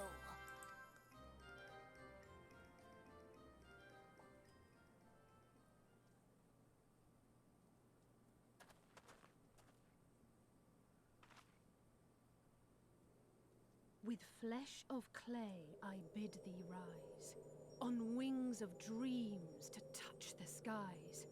What once was idle fantasy, I call forth to reality.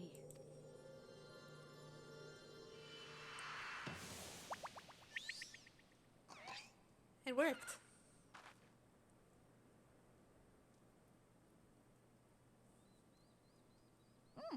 Not bad for a first attempt. Now, let us see what can be done for young Halric.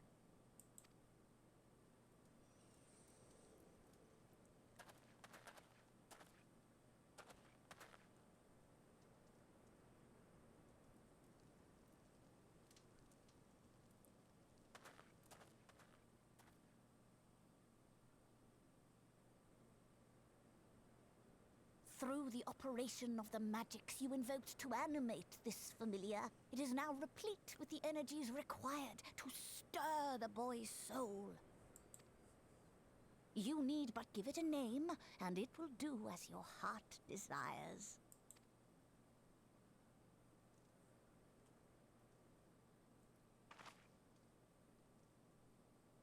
A name.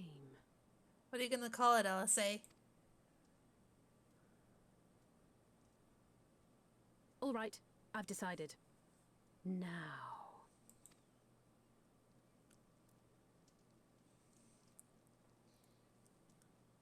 Go, Angelo!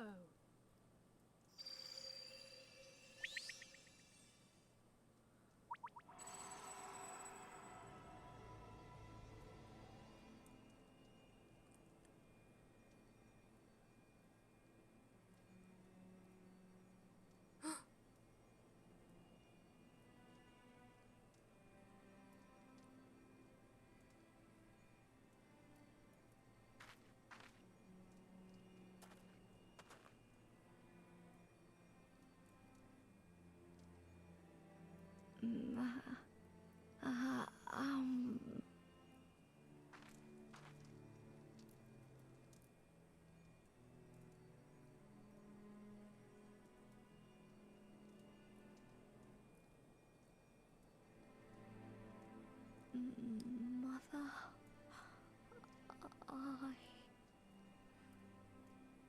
Oh, oh my boy.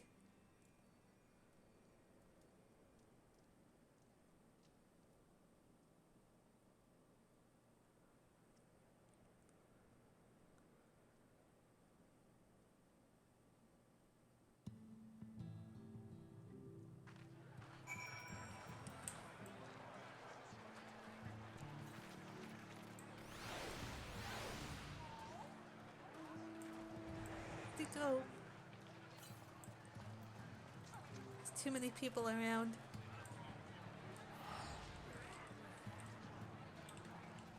Off and all. To go. Let's say, big look. I cannot see him. Oh, there he is. Oh, my boy. Oh.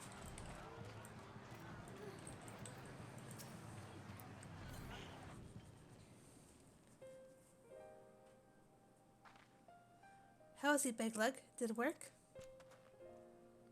I believe it did. You and your fledgling familiar have done well. If my eyes do not deceive, a hint of color has returned to his soul. Gods, I would jump for joy if I weren't so exhausted.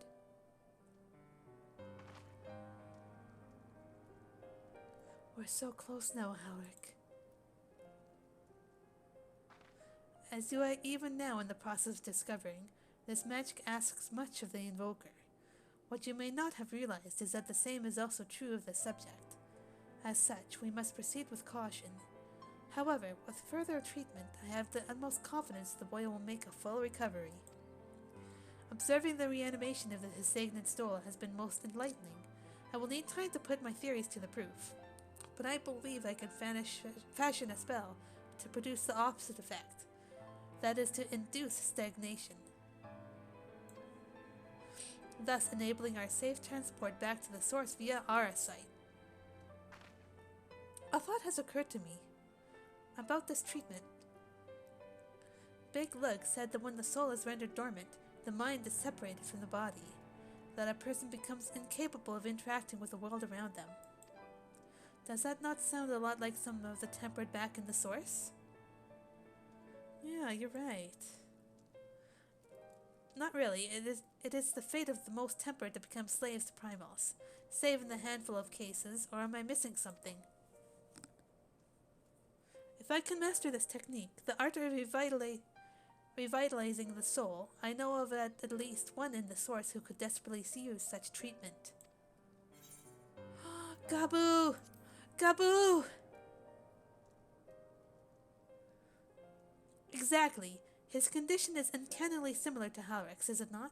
The only difference between that his soul was suffused with earth aspect of the ether instead of light. It follows that if his soul is subject to a similar kind of stagnation, there may be a chance we can save him, right? Forgive me, but who is this Gabu fellow whom you speak?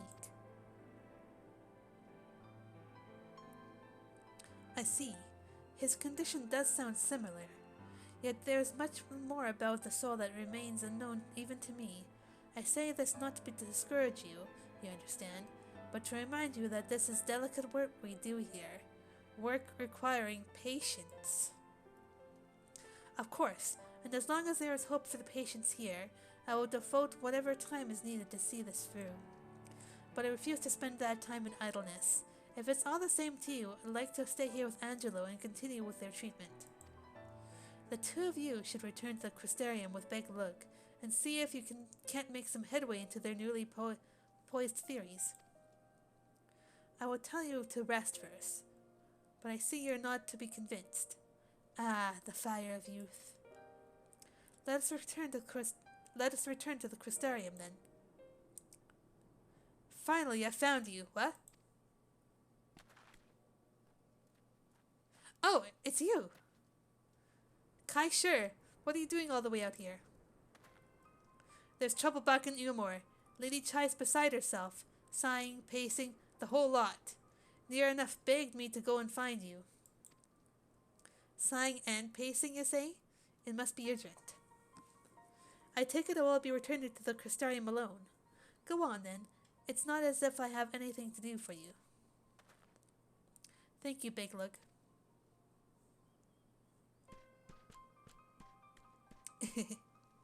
Sorry for bothering you and all that, but she says the future of Ilmar is at stake.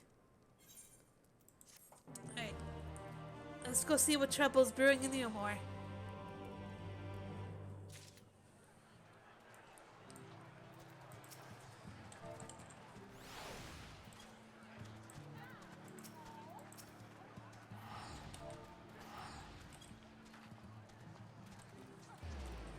Hugs for Halric.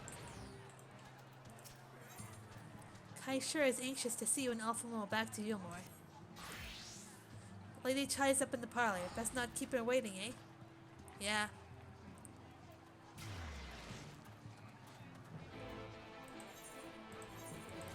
Let's go!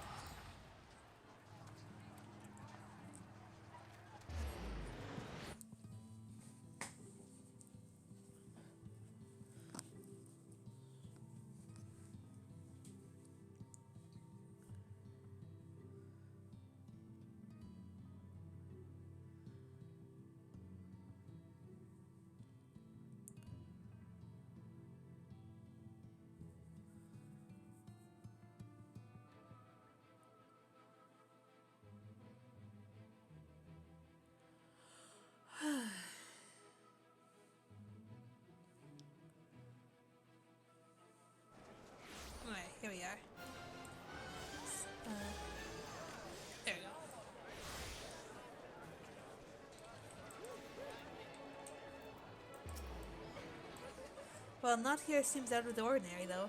I do not see Lady Chai anywhere. Probably pacing around outside again, staring off into the distance and all that, sighing. Strange, let us see if we can find her and discover the source of her distress.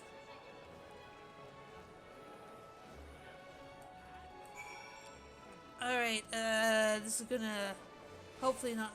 Okay, I think I know where she is. No, not there.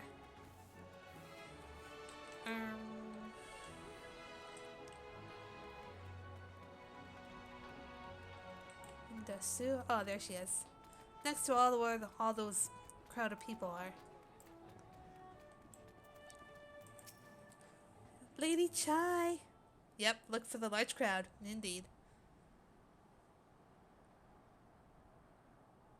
Hi, Julia.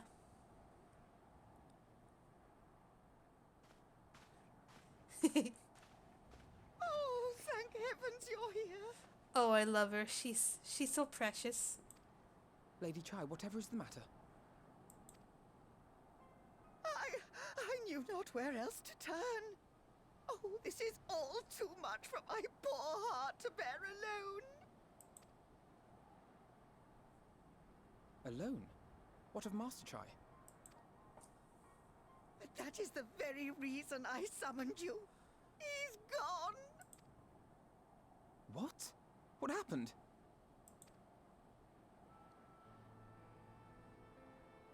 It all began after the events at Mount Gulg. With Lord Vorthry out of the way, we all agreed that a new leader must be chosen. And so you held an election? Yes, well, sort of. Not a single person volunteered to stand, you see. After a lifetime of leisure, we free citizens have grown somewhat indolent. Readapting to the harsh realities of life is trying enough, but to take charge of a broken city as well? No one wanted such responsibility. Nevertheless, Yulmore could not well do without a leader, and so we decided that anyone and everyone should be considered a candidate.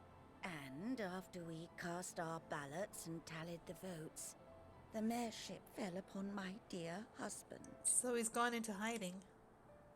Well, given the manner in which he orchestrated the construction of the giant Talos, none could deny his leadership qualities. But even before then, he had proven himself at Daedalus Stoneworks, don't forget.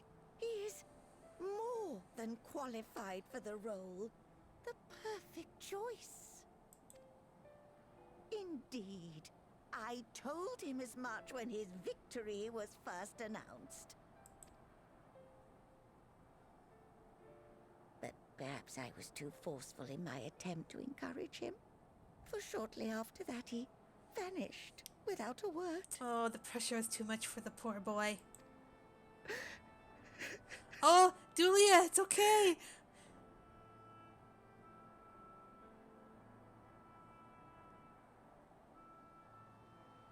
You believe he was so daunted by the burden of leadership that he felt compelled to flee? Please, Lady Chai, dry your eyes.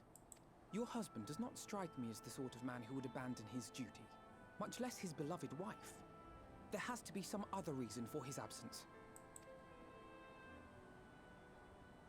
You truly think so?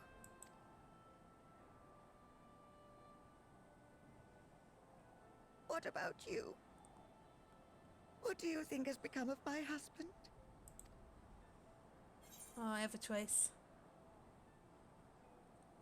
Well, it's true. Whatever it is, I don't think he would have fled. Maybe he's busy doing something.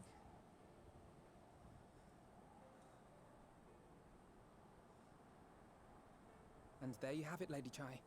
You needn't worry. Master Chai loves you more than all the world, and he will return.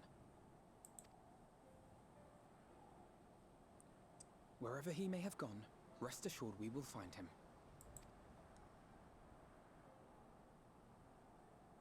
Yeah.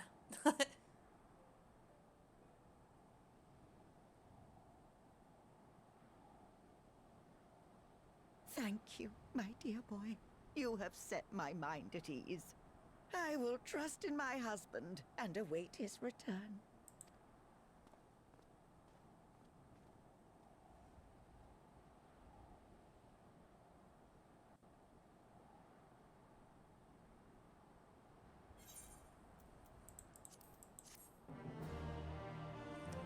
Well, that was simple enough. Alright, what's next?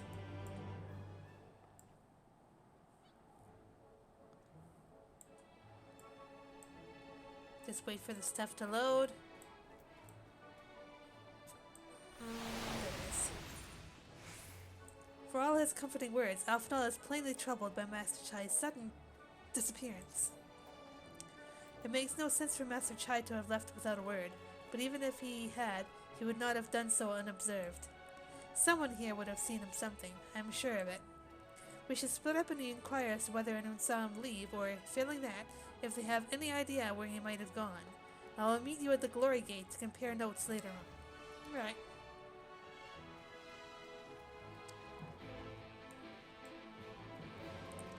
This way.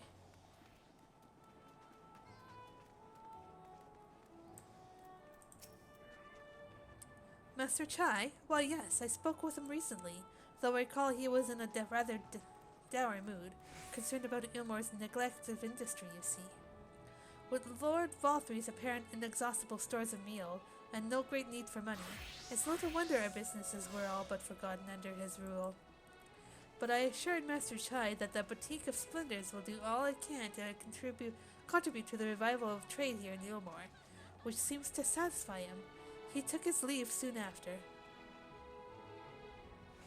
Stagnant state of business in Ilmore. Okay.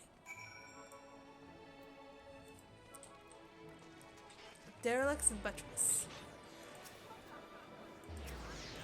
I wanna...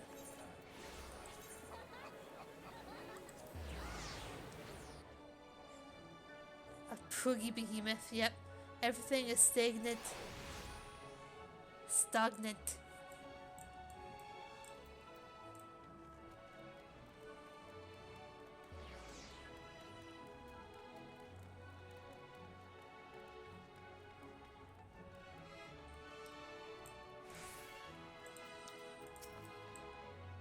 I recall a man fitting that description.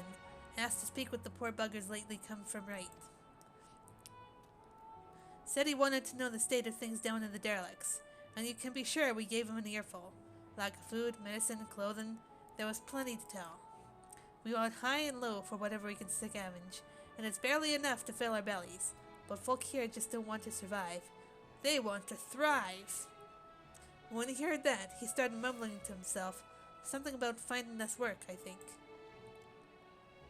Fair play to him, though, not content with having his ear chewed out about the derelicts. He asked about the other settlements and all after that. I can't really say. Looked like he was headed for Gate Town when I last saw him. Poor industry, the mess of people here. Yeah. Indeed.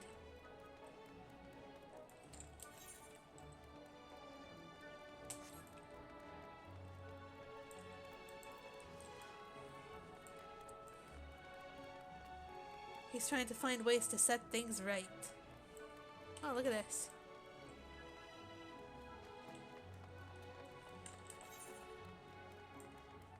Oh, I have to go up here actually. Going the wrong way.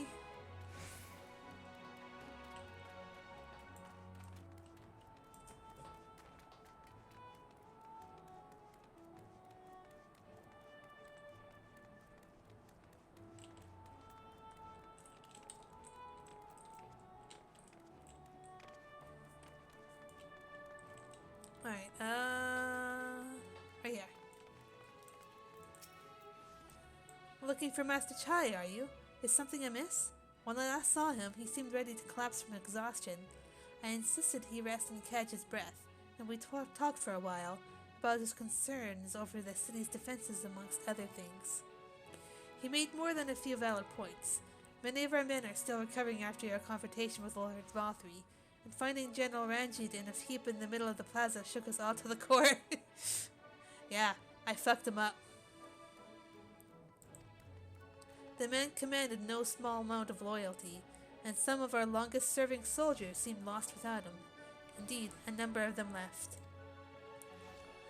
Not that we blame you, of course. Without you and yours, we would still be blind to the error of our ways. Anyway, funding permitting, I propose replenishing our ranks with volunteers from the derelicts in Gate Town. We have a duty to protect not only Yurmore, see, but the surrounding regions of Colicia as well. And I, for one, would welcome any man or woman willing to take up arms for that cause. Indeed, I told him as much, and he seemed relieved to hear it.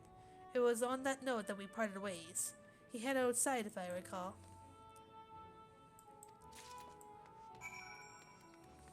This way! Is that him? China's! Oh, that's Alphino. Little Alfie.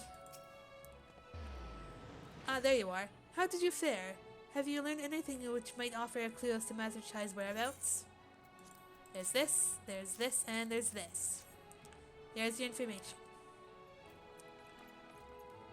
Interesting. He apparently paid a visit to the Queen Bee as well. Oh yeah.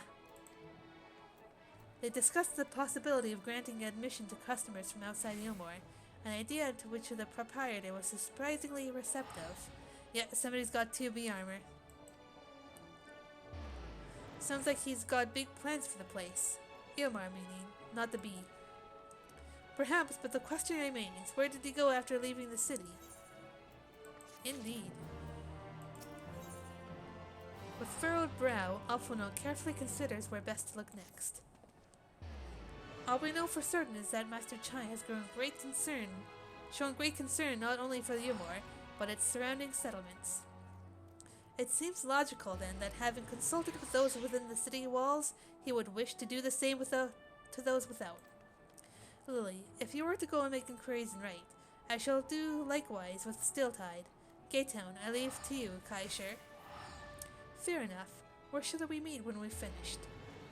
Well, Top Rung would seem to be his next most likely destination. Let us reconvene there. With any luck, one of us will have stumbled upon him by then. If not, we will be well situated to continue our search. Blah. Off we go!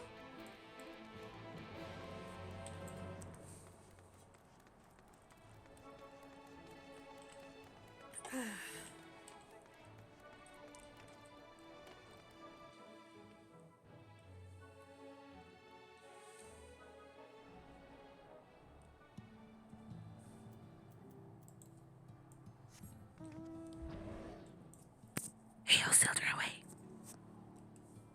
I mean, what?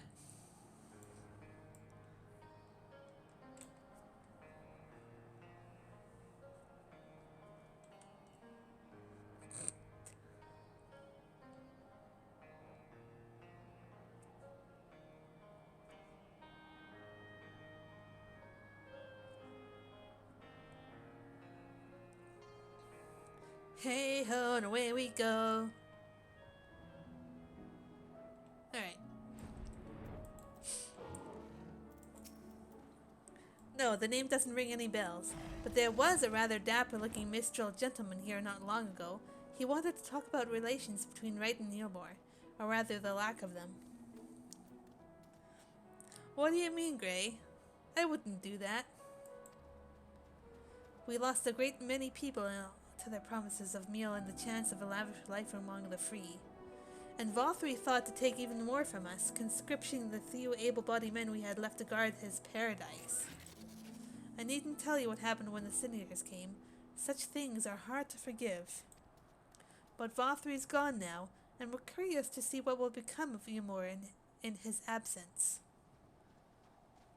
That's what I told your friend, China's, was it? And I'm sure the others said the same. Not what we wanted to hear, I suppose, because he left soon after. And that was that. Alright. Go this way now.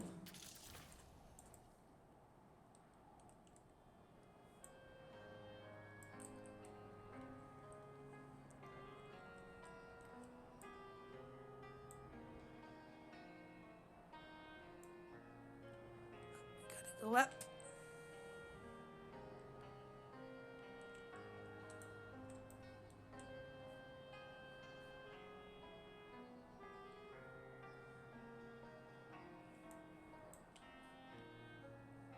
I suppose I could have taken the NPC talk to this NPC down there, but whatever. I'm here now.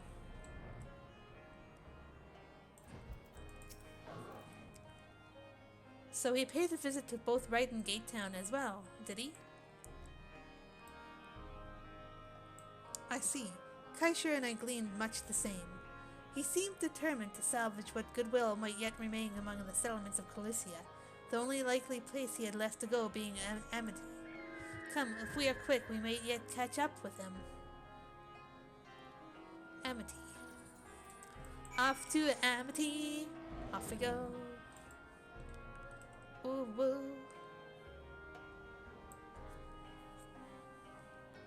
Doo-ba-doo-doo. No, it's a place right here, I think. Yep. Not quite the dwarf town, but yeah. Oh god, so many people. There he is. There's the boy. He's deep in thought. Hi, buddy.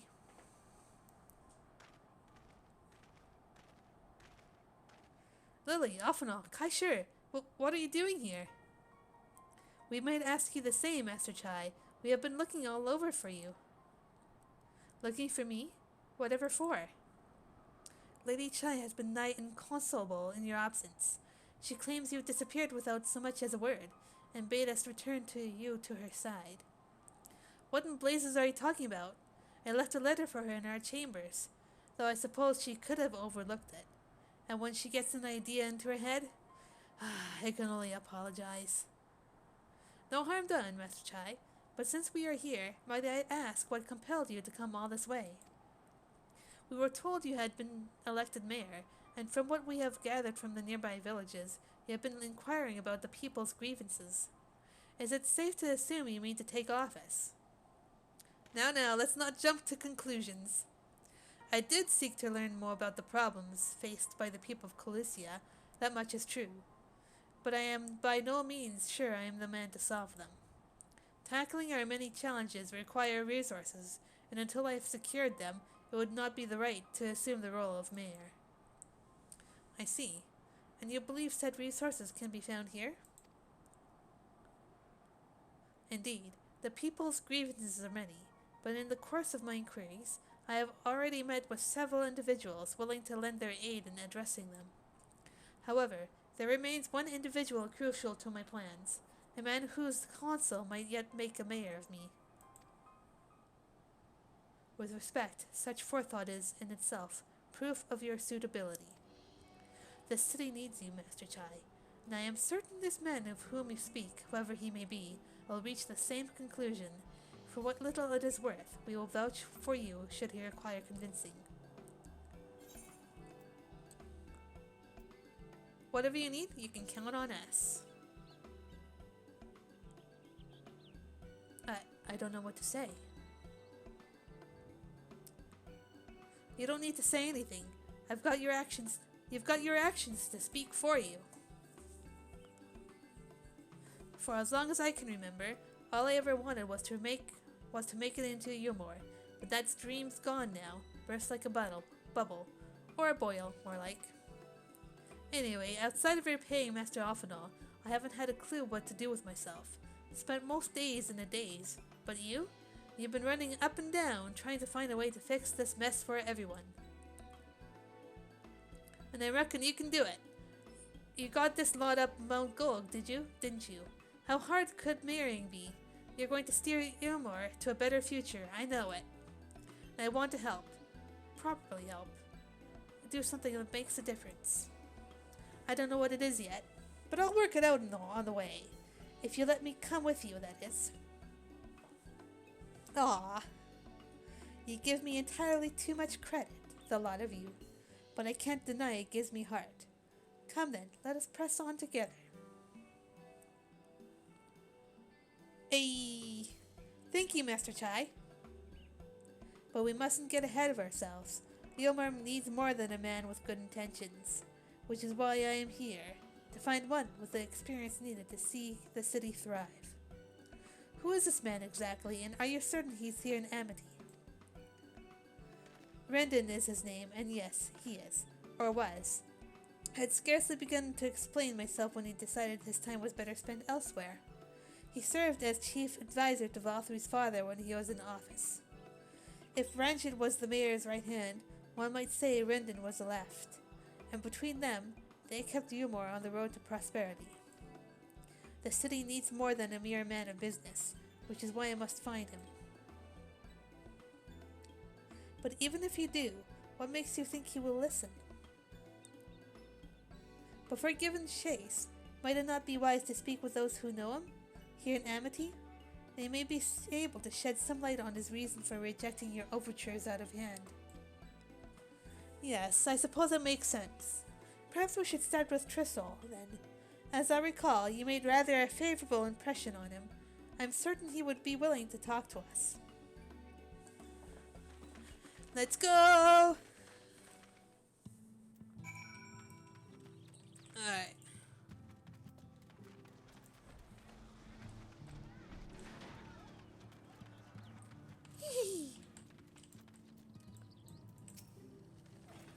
Greetings, friend.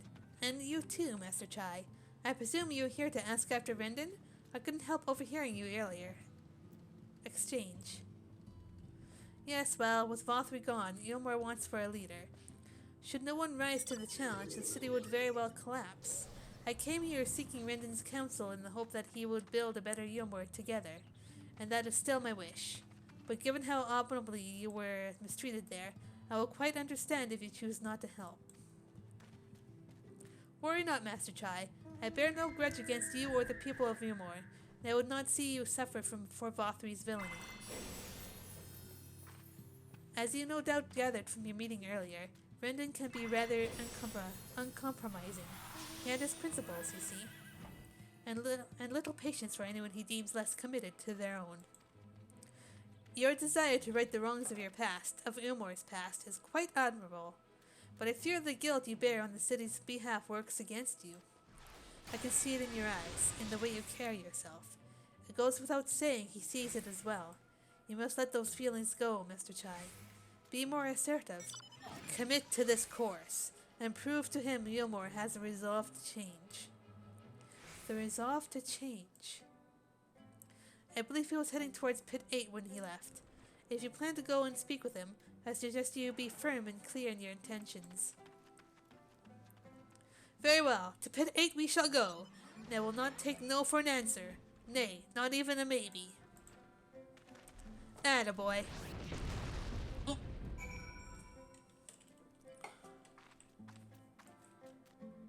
Okay. Oh, that was probably Magitug armor.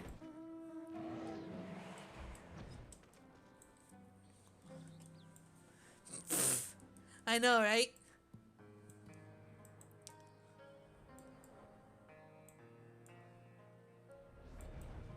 Tell us!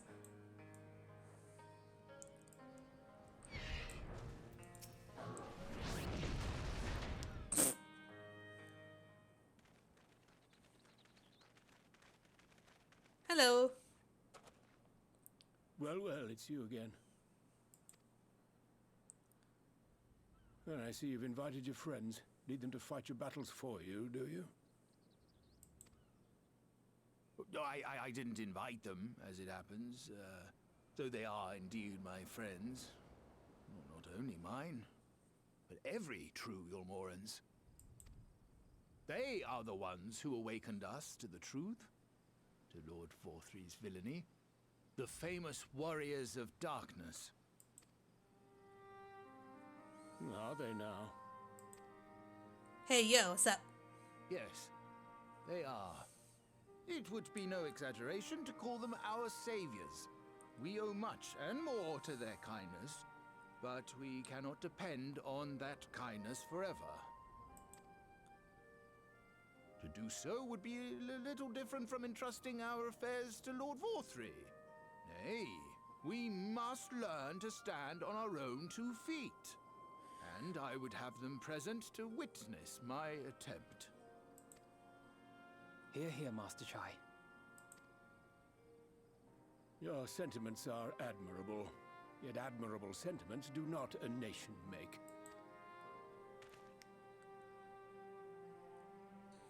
In my capacity as advisor, I once strove to build a better Yulmore. Gave honest counsel to my superiors, drafted laws for the benefit of one and all.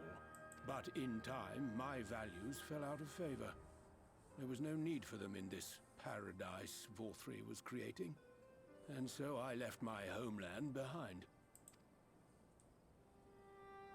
But you, Chai News, you were content to wallow in indolence under Vorthri's auspices. And so I cannot help but ask myself what manner of nation you intend to build.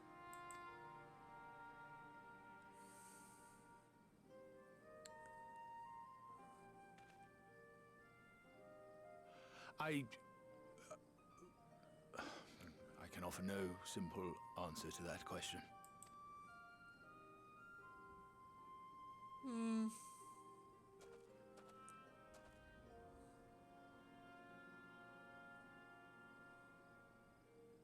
But this much I will say.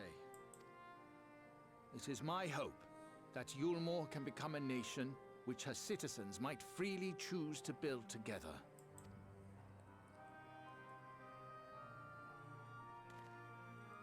A great many people, myself included, flocked to Yulmore seeking sanctuary. The alternative being to live in fear and die in pain. Seemed an easy choice. And sanctuary we found. As much food and drink as we could ever want. Secured at the cost of the surrounding villages. Little wonder the people gathered at our doorstep, begging to work among the bonded. The free were blind to it all, of course. Content to, as you say, wallow in indolence. In ignorance. Were I mayor, I would first take stock of the city's resources and see that they were assigned equitably. Our days of reckless consumption are behind us. And maybe your wife might lose weight. The distinction between free and bonded died with Vorthri. The needs of rich and poor alike must be considered if our nation is to survive. I mean, it's probably not very healthy for her to be that big, that swole, you know? To which end I would take steps to secure channels for supplies, rekindle relations with nearby settlements, who re-establish industry, reach out to neighboring nations, and the list goes on and on.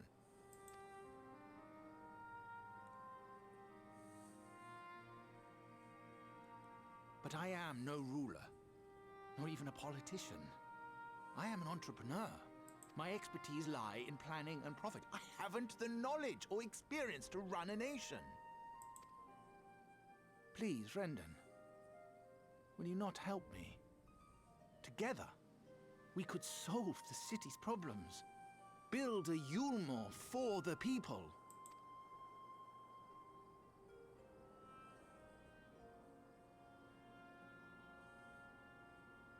A Yulmore for the people.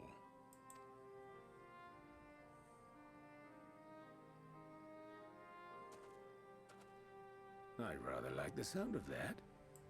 Hey!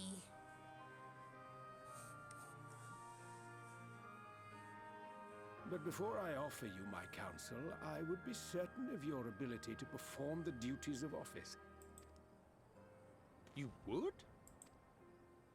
You ask me to help you solve Yulmore's problems. But first, I would see you solve one on your own. Accomplish that, and you will prove both to me and the people that you are a man worth following.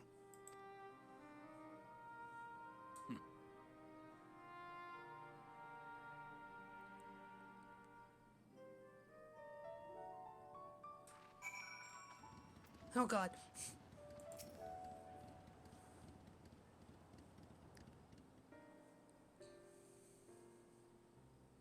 Ahem. Right then. Is there a particular issue you would have me resolve? You seem to have conducted an assessment of the problems Yuma now faces. I assume you will agree, therefore, that the matter of dwindling food stores is the most pressing. Ah yes. Meal being neither a desirable nor a less sustainable option, I assume alternative foodstuffs are now required to fill the void. And a man who hungers is not like to contribute such to society, save violence, perhaps. So tell me, how do you propose to solve this problem? Give me a satisfactory answer, and I will consider offering you my counsel.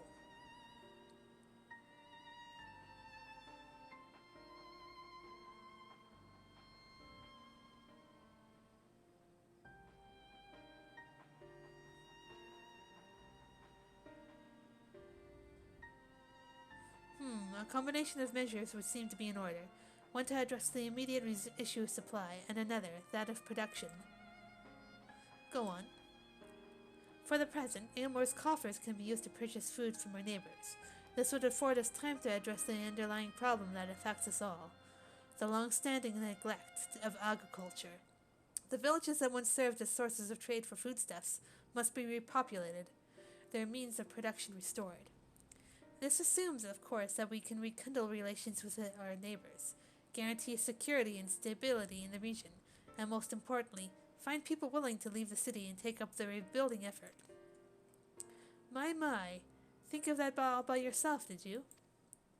Well, yes. It begins as a rather abstract plan I drafted some time ago, after speaking with the peoples of Ymor and the nearby settlements.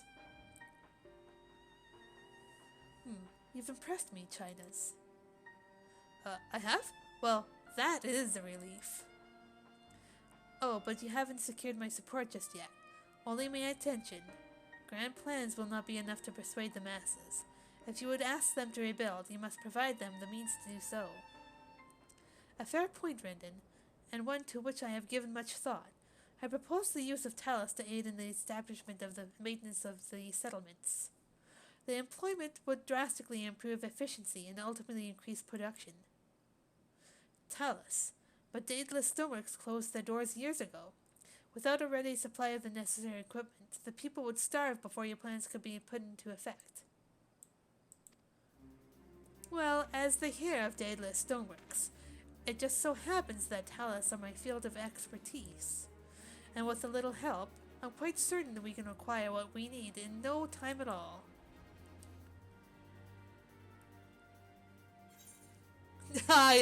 that smirk. He's all like, yeah, I got this. I got this good. He's frickin' Sid of not anymore, of Norvant.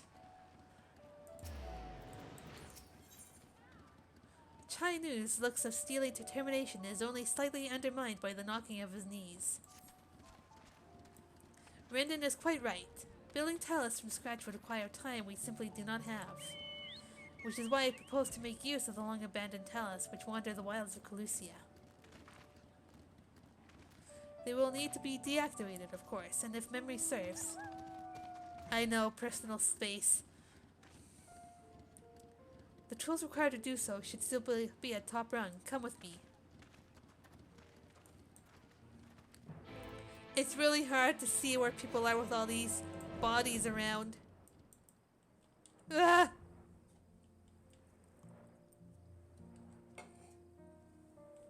Look deep into my eyes. Can you see a reflection? Good, good. Alright, 3.5 hours of streaming. Oof. Wait, what's this? Oh. You can get the lion? Interesting.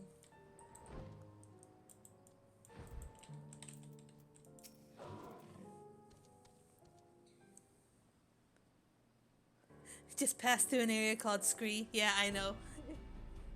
Aha! The old memory hasn't let me down. This chest contains canisters filled with a dashedly potent insulating powder capable of halting the flow of ether in a talus. We need only get within throwing distance of one and let fly. Thus disabling them without damaging them. Ingenious. An old trick of the trade, nothing more. Once disabled, it should be simple enough manner to get them to march to Ymor. More extensive repairs can wait. Ordinarily, this is where I would ask you to run along and do the deed. But as I have said before, It's high time we learned to stand on our own 2 feet. Thankfully, throwing canisters is something even I should be able to manage. Oh dear, I hope you're right. Come off it, Master Chai. Even if the Talus ain't a threat, there's 101 other things out there waiting to make a meal of you.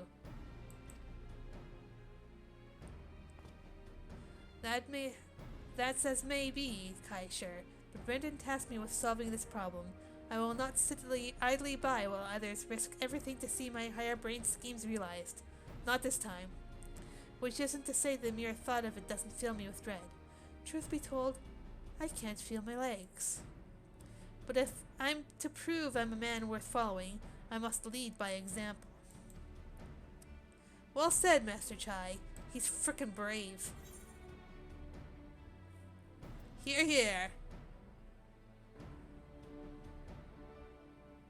Yes, well, it should go without saying that I have no intention of dying for this. I have always preferred living to see the fruits of my labors.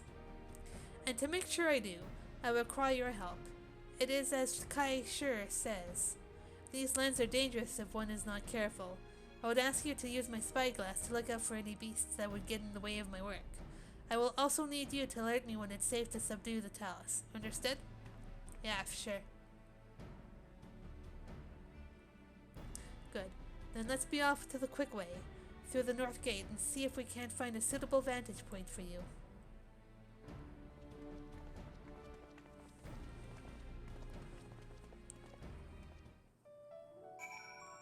This'll be interesting.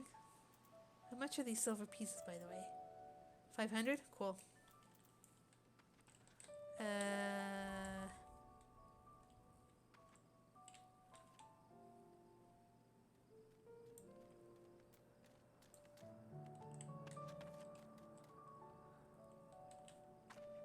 Is he following me?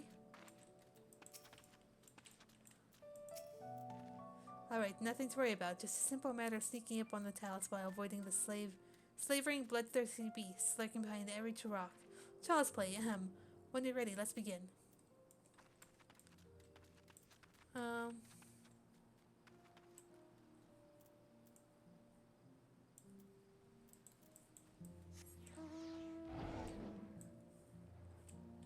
am I supposed to go?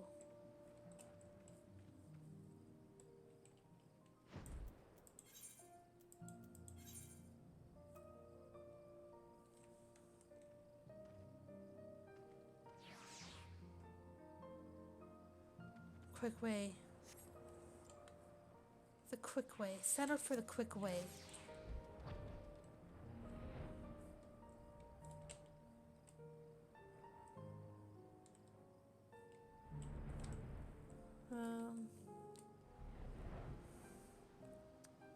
Oh, I see that now.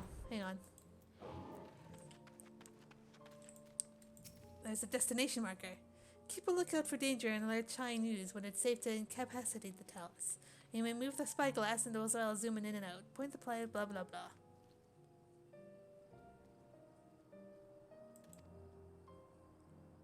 Alright.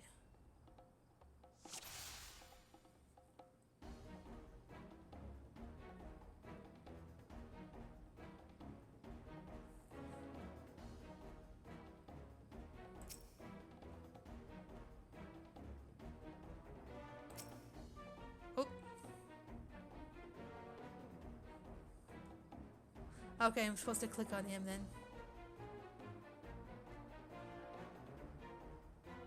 Go, go, go!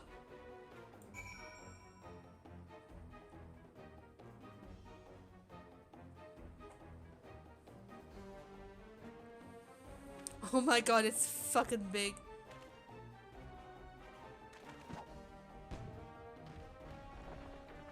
Hey! I did it? I did it! Let's move on to another Talus, shall we? Alright.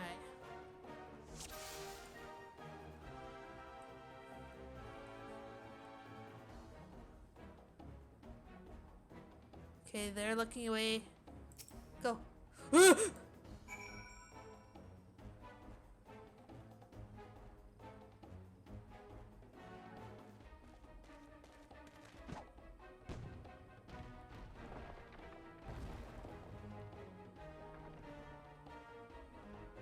do believe I'm getting the hang of this. Oh, look at that ear wiggle!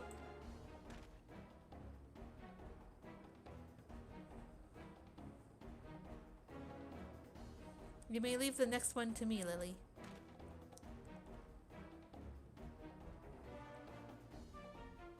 Ooh, be careful.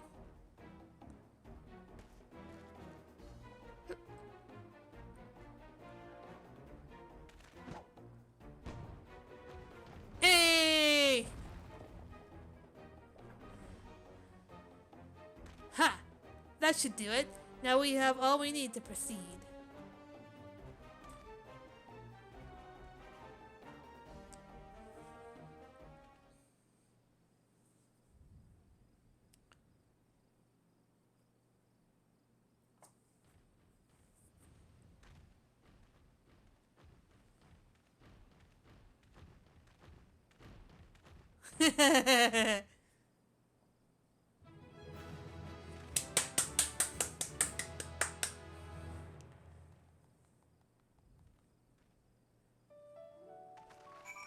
Oh god, all these people.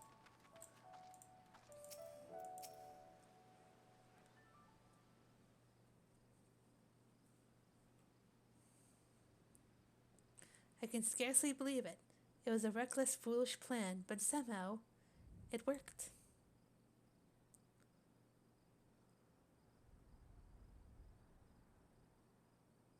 I did it.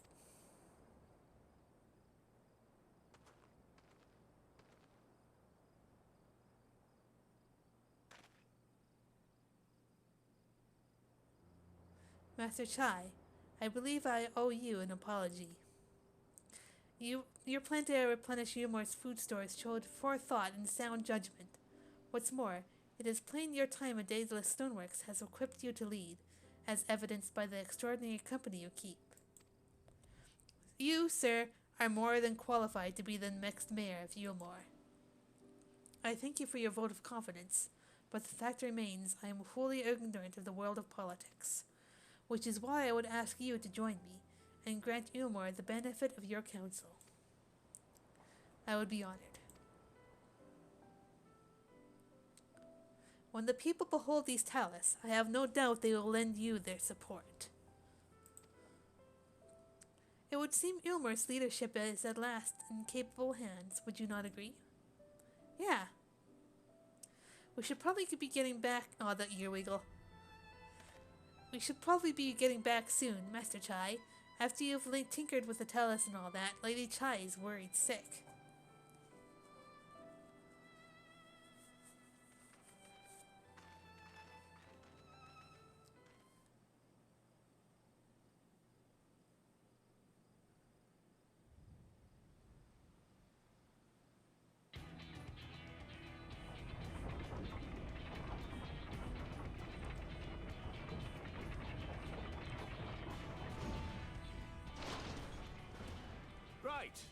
Right then, form a line and make for Yulmore.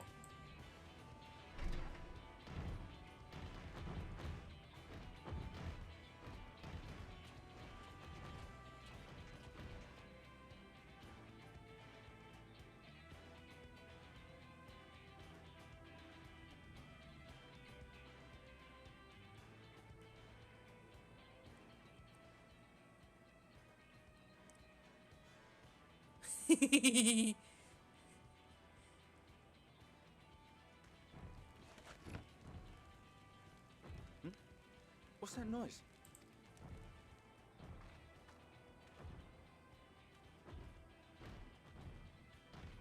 Wicked White! Runaway Talos! Call the guard! Oh no.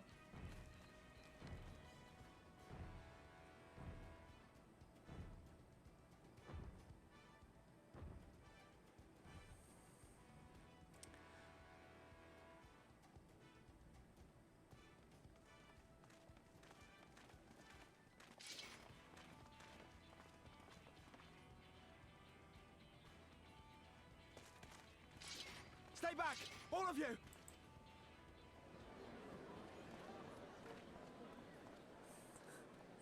Julia, what are you doing here? Is that Aww.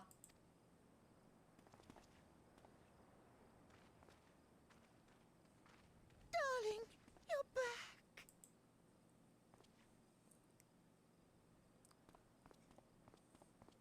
But of course I'm back. You didn't see... Dearest, I can't...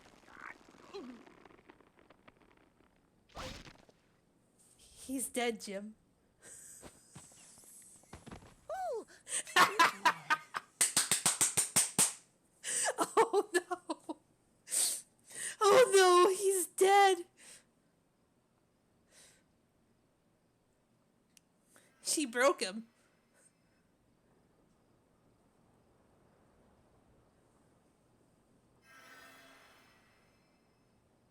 Oh, thank you.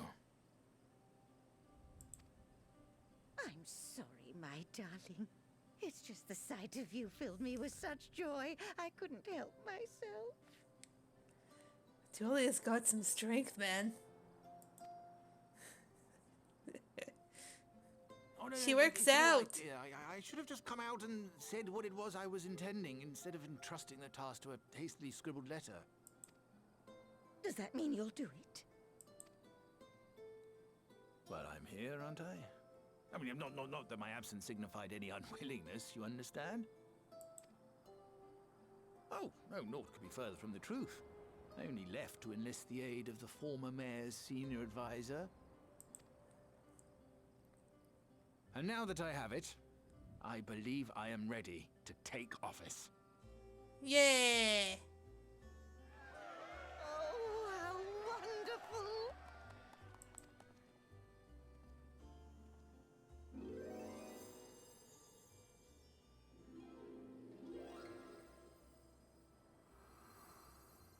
Oh no, oh no.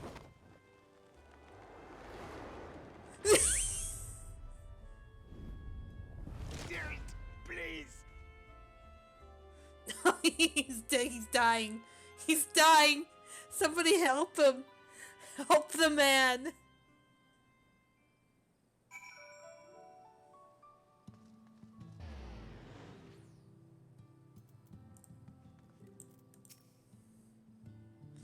That was quite a reception, one Master Chai will struggle to forget.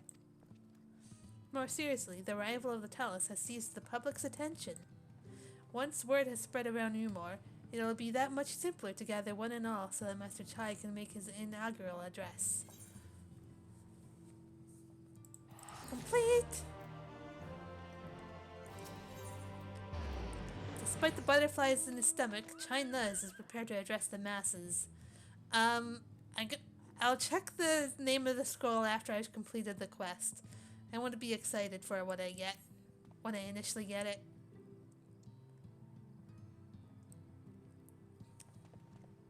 No need to fret, Lily. I have never felt better.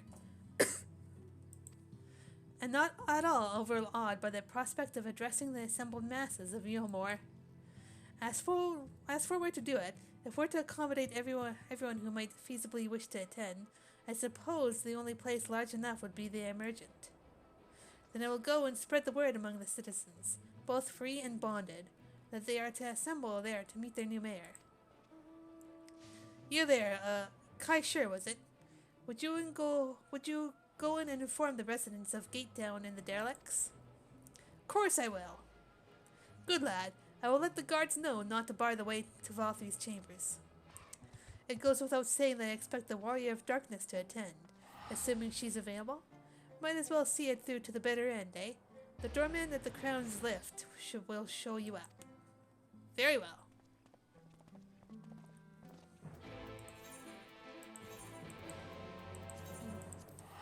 Spend a little bit of coin to get there right away.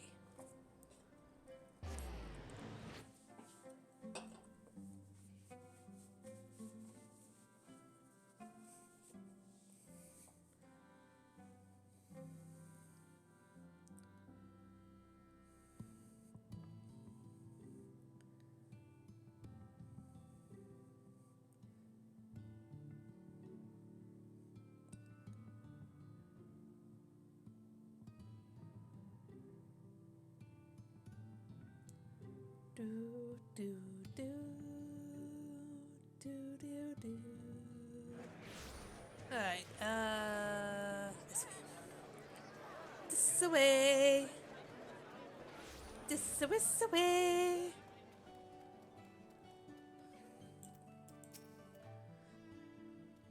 Ah yes, Master Chai told us to expect you. The merchant is already filling up with people of all persuasions, free and bonded, citizens and non-citizens. But for you, our guest of honor, we have reserved a place at the front. Right this way, miss.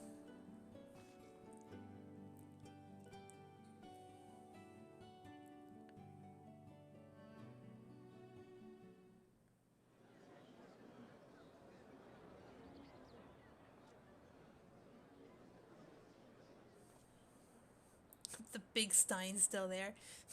Fucking.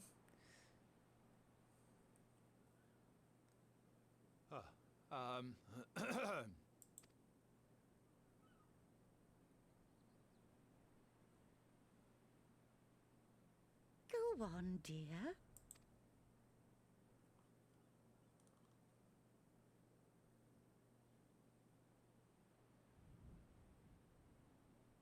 She gives him strength.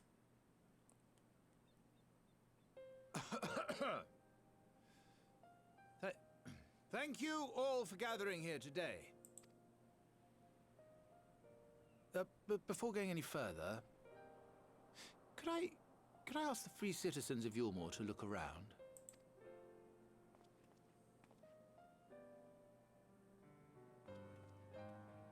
Tis a sight none of us would ever have seen under Lord Forthry's rule.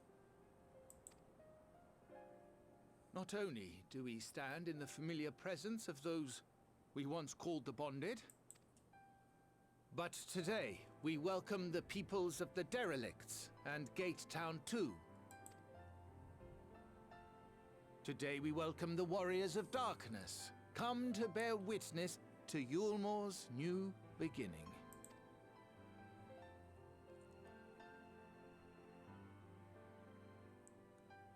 As you know, an election was recently held, at the end of which I had the honor of being chosen to succeed Lord Forthry.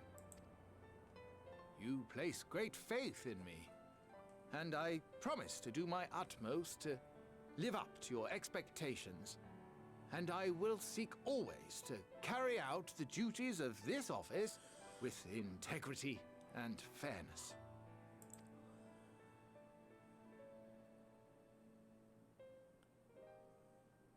Always, I say, but not forever. Let it be known that I do not intend to hold this post indefinitely. I consider myself but an acting mayor, who will serve only for the interim, while Yulmore is reshaped according to a new set of values.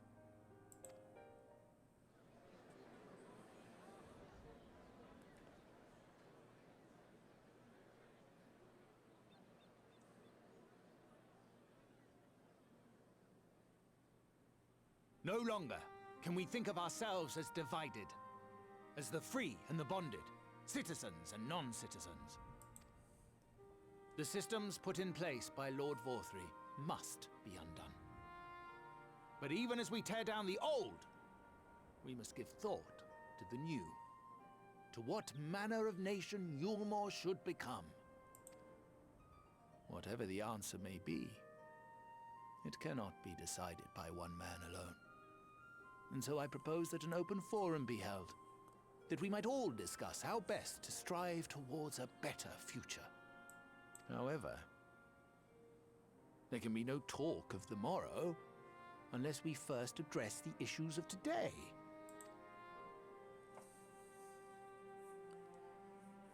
Securing new sources of food, rebuilding relations with our neighbors, re-establishing industry. There is much and more that needs to be done.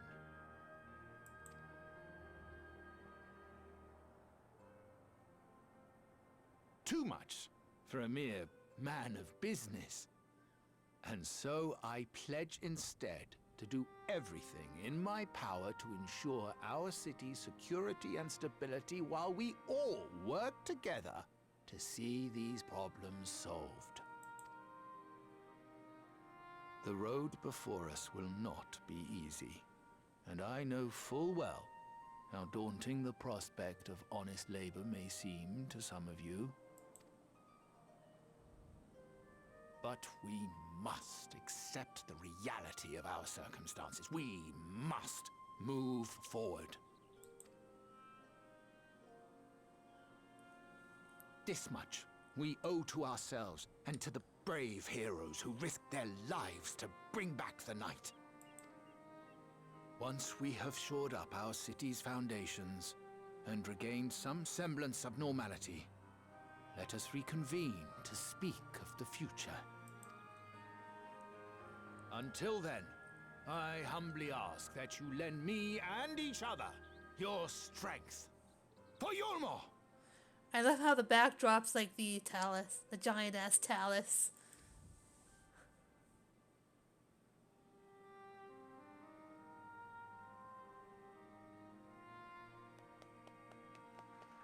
Yeah!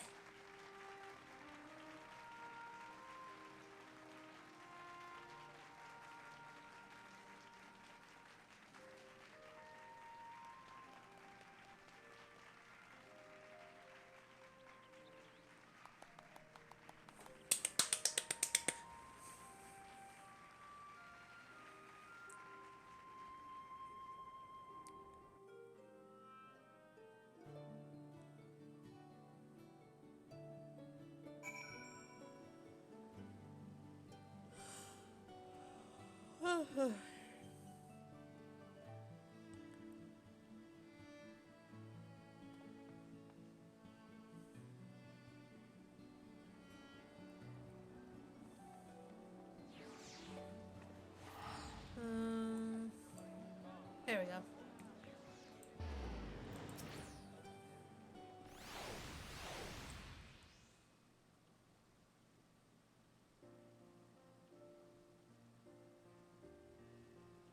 That was a fine speech, Master Chai. I believe your words stirred every soul in attendance. Stirred them to action, I hope. If I have learned anything from all of this, it is that change begins with the individual. 'Tis but a matter of finding the strength to take the first step. Assuming my fellow Emolians can, it shall be my honor and privilege to help them walk this road as we have chosen. But we must not forget the individuals who made all these changes possible. Hi. Were it within my power, I would carve a tribute to your heroism into the very stone upon which this city stands. Oh, Dulia.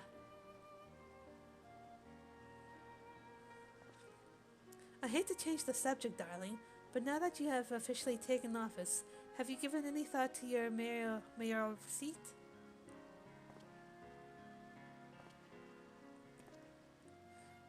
We will not be moving into the emergent, dearest. It's too big, for one thing, and too far from the people for another. We will retain our current residence, and I will govern here in the parlor. Oh, I was hoping you'd say that. I much prefer the view from the parlor. Begging your pardon, Master Chai, but have you got time for a word? Who dis? It's this dude. Yes, of course. Hey then, Bet. Aye, that's me. I liked your speech, but there's folk outside these walls as don't even have enough food to last till morrow, and more who are counting their crumbs. If you've a plan to change that, I want to help set things in motion. Then we've much to discuss. No sooner do I take office than my work begins in earnest. Well, I suppose I brought it upon myself. Thank you again for your help, Lily. I hope to see you again before long. Yee.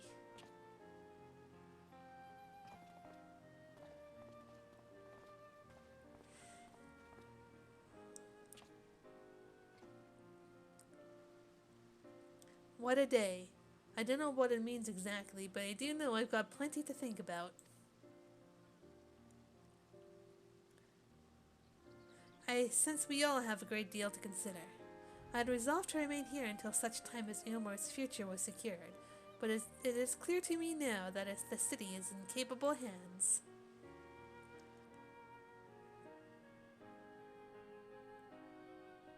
I have every confidence they will find their way, and I believe it is time we went on ours.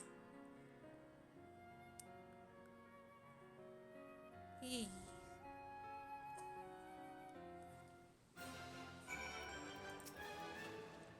So Alphonse's leaving too, is he? Seems like everyone's moving on. Everything's changing. I've been thinking about what I should do in all this. Like I told you, I spent most of my life dreaming about living here with my friends in paradise. That paradise is gone, but something's better's taken its place, and I reckon I want to be part of it. This Earmore for the people Master Chai's been going on about ain't gonna build itself after all. Not that I'm much of a builder.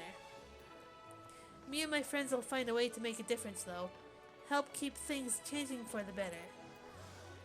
A far nobler dream than the one synchronized Viera. A far nobler dream than the one to which you clung before, and one I am happy to say we share. Whatever path you choose, I will pray for your success. Well, when you put it like that, there's no going back now, is there? We've got a few ideas on how we can do our bit. Just a matter of taking the first step. And we get pain and pleasure orchestration roll. I'll have to listen to that later. I'll just keep it in my inventory for now. Alphonse wears a satisfied smile, seemingly content with the state of Earmore. Truly, to see Kai Shur thus inspired by your actions is inspiring in itself. Yet, however, much I may wish to stay and see what comes of his efforts here in Earmore, we have matters of our own to attend to. Come, we should return to the Crystal Tower. Mayhap Big Lug's studies have borne fruit in our absence. Off we go to the Crystarium and see Grahatia. Let's see how he's doing.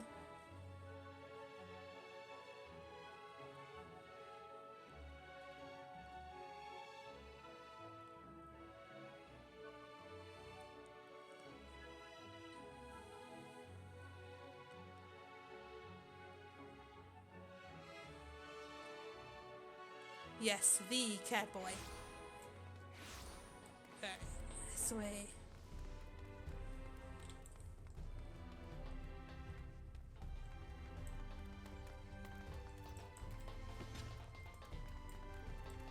Running with the book.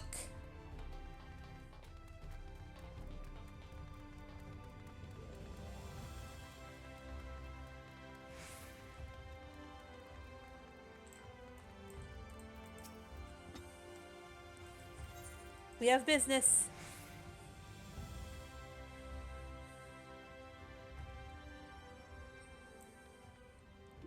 Hello, we're back.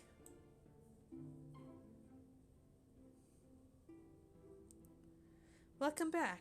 We have given to understand that a new mayor has taken office in Earmore. Indeed, our good friend Master Chai was elected by popular vote, and, after some considerable soul-searching, chose to accept the post.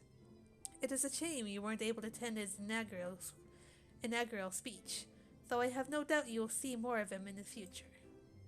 But tell me, how fared you in preparing the White Aura site?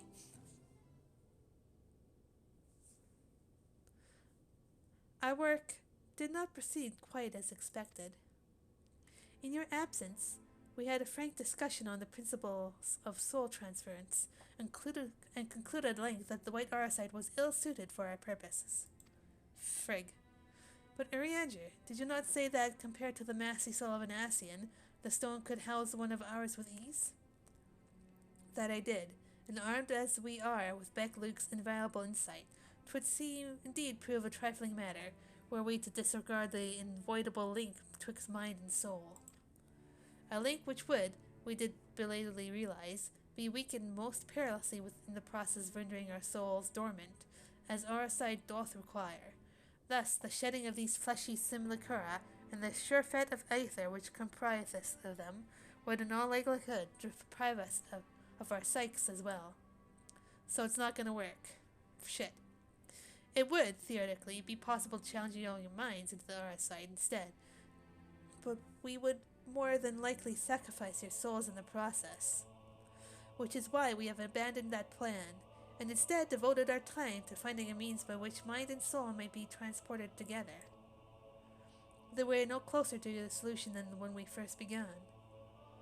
It is a vexing conundrum indeed, but one for which the Crystal Exarch has posited a most intriguing solution. When our discussions turned to the transference of memories in the psyche, I could not help but be reminded of a technique in which I have personal experience.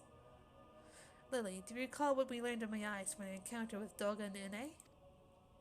I speak of the royal eye of the Allegan imperial line, gifted to my forebears through the blood and memories of the ancient Allegans.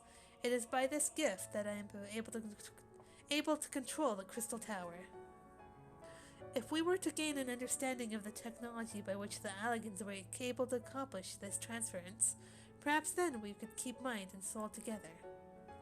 Imagine, if you will, a device like unto a soul crystal, replete not only with our worldly memories, but also the bountiful energies of the soul. That is our current avenue of investigation, and we will follow it wherever it leads. While we are thus engaged, I think it best that Lily return to the source and inform Kryle and the others of our findings. Agreed. I imagine Tatara will be relieved to hear that we have made progress of a sort.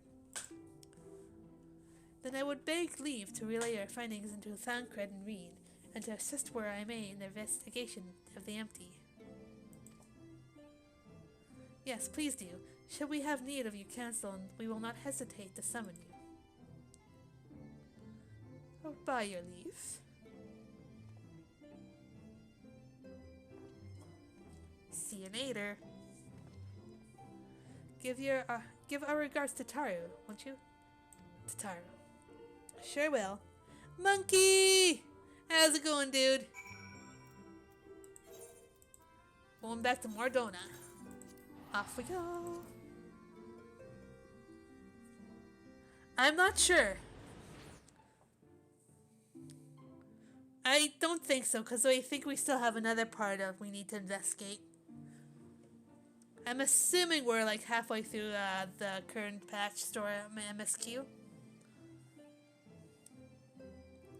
Failed to get the 2B glam with the 91 and 95 roll. Ah, that sucks, dude. Sorry.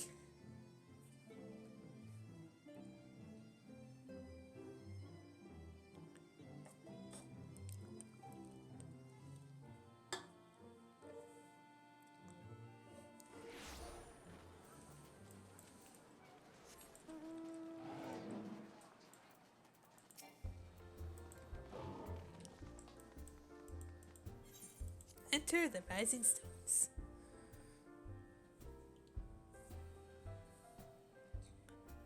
Have I done the raid yet? No, not yet.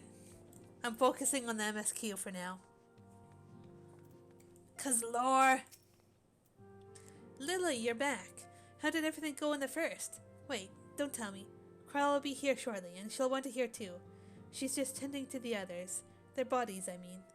Gods, I don't think I'll ever get used to saying that. Anyway, you can tell us everything the moment she gets here. Here we go. Cutscene galore. Here we go.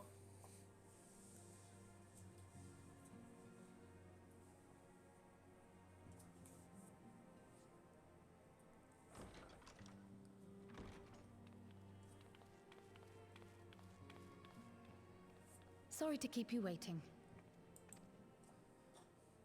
I've carried out the treatment as per Master Matoya's instructions. It should slow the destabilization of their corporeal ether quite significantly. Give me a moment, I'm just gonna grab another drink. Be right back.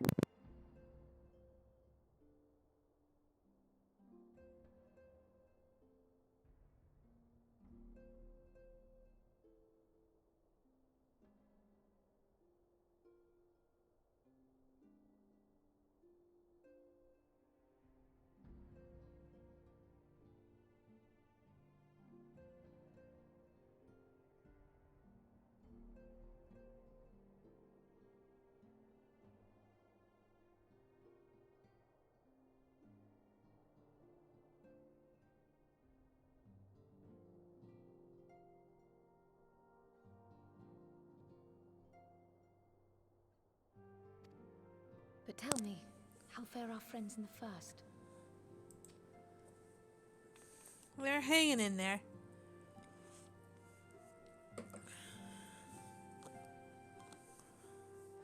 Meanwhile... Oh, okay. So this Becklug's the first to lead an authority on soulcraft, are they? Sounds promising. And Urianger's proffered solution of white auracite is rather ingenious now that I think of it. Well, while they press on with their preparations, you may rest assured we will continue to do our part here.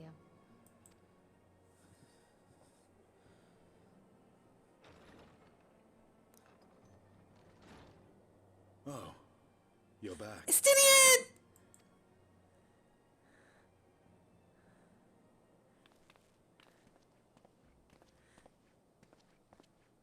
He's okay.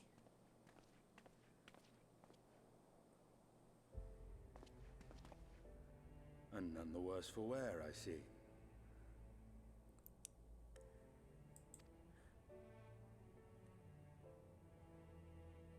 Estinian!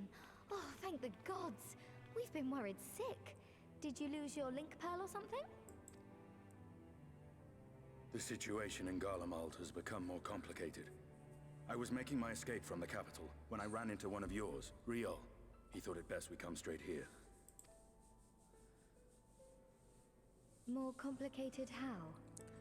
Let's just say Estinian is badass motherfucker.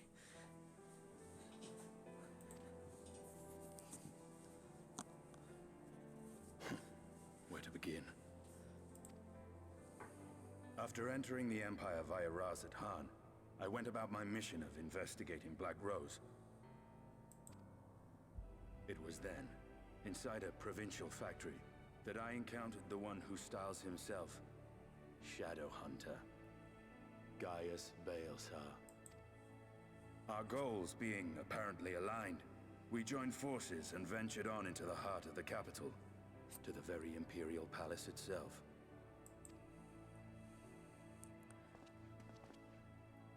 There, we found a man whom all assumed dead.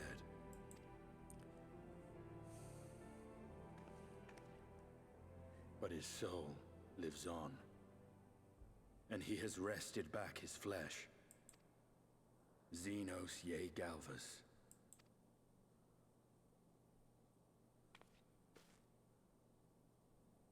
Nor did the surprises end there, for no sooner had we arrived than he murdered his sire in cold blood. The Emperor is dead. This sent Gaius into a rage, and he charged in, blade drawn. Echo. What's wrong? Plop, plop, plop, plop, plop, plop, plop, plop, plop.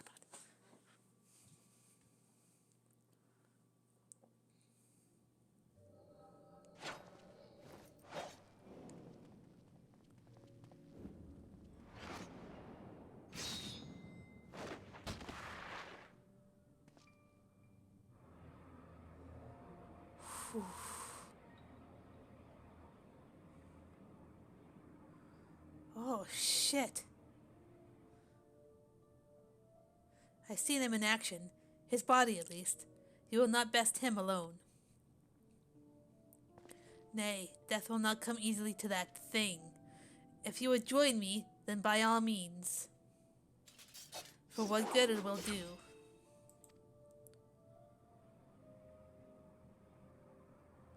The Black Wolf. The Azure Dragoon. I suppose this might suffice.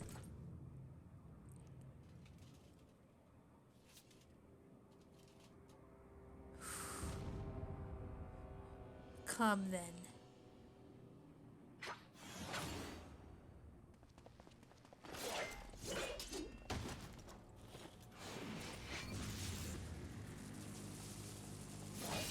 Fucking hell! Oh!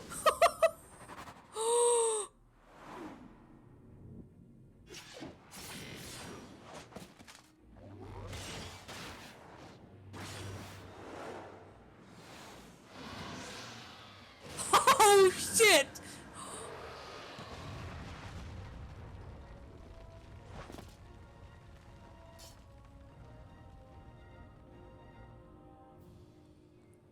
Ah, the simple pleasure of one's own flesh.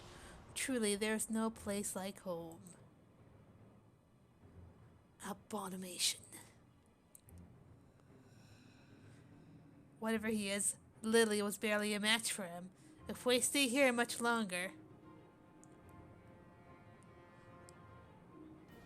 Emperor Varus, your radiance, are you alright? Oh, they're fucking dead.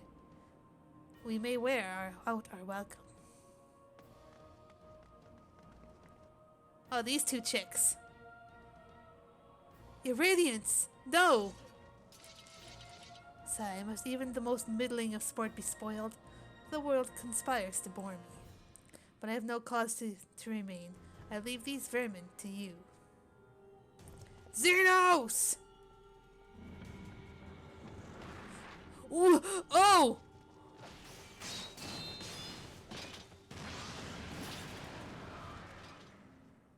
Well, any bright ideas?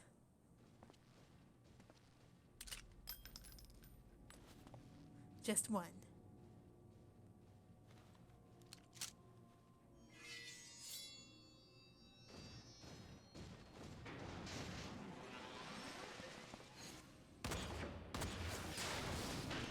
Boom!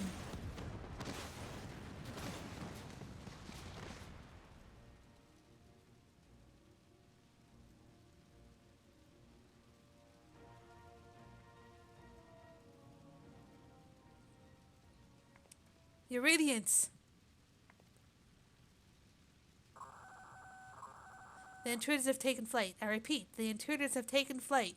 Deploy all available magic tech armor. We cannot let them escape.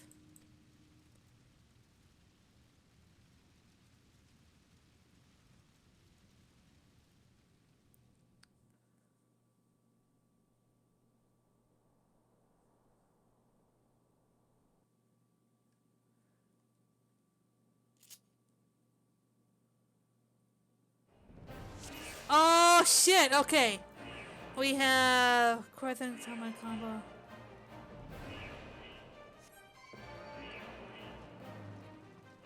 Okay.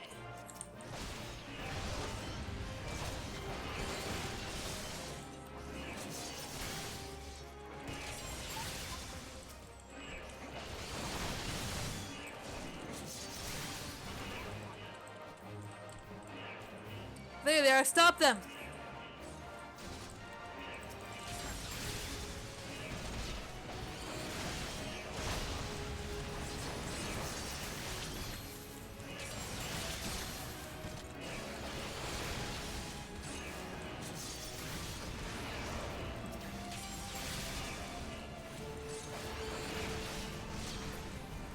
Oh, you're still alive. Let's keep moving. Oh, shit!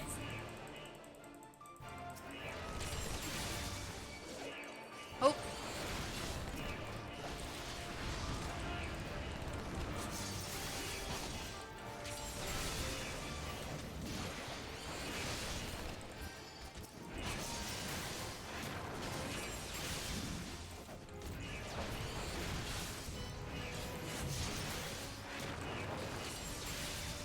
I was wondering when the Imperial Guard would appear. Focus on the magic armor first.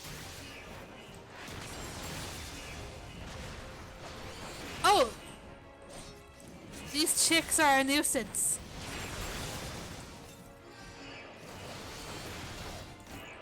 Anya, on my mark! Oh god. Oh god. Stop them! Damn it. This way, quickly. I'm playing as a Stydian! My boy! Yeah, there's spoilers. When we make ourselves eating marks by moving together, I suggest we split up. Alright then, I'll take the road, so to speak. I will see you outside. Stay safe. Alright. Sorry, monkey. Okay, I'll go this way, I guess.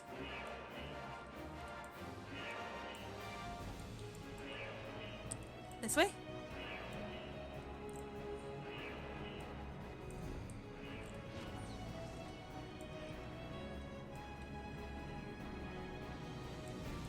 This way?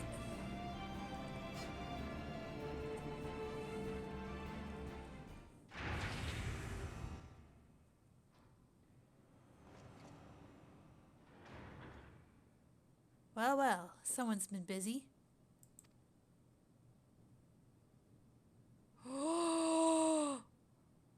What? The fuck? The fuck is this? Oh no. And you would bar my way, would you? So be it. Oh no. Come need hugs. Lend me your strength.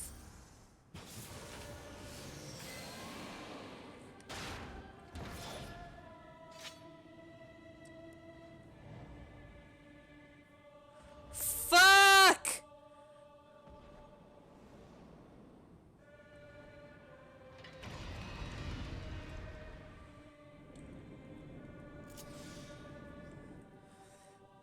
I'm giddy. Ooh. It seems we've been afforded an Prop 2 field test. Ready all beta data and begin test sequence 2.0. I have different move sets.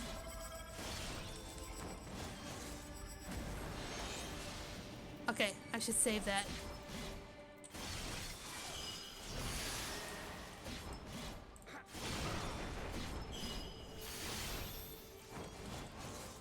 Watch it, watch it, watch it, watch it, watch it, watch it.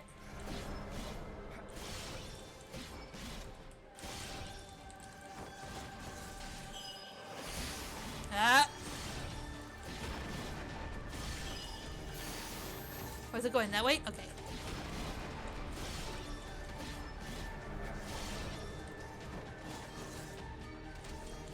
Okay, so number 1 is health absorption. That way? Okay, that's damage over time. Never mind. We have much time. I said ready to the battle data, would you?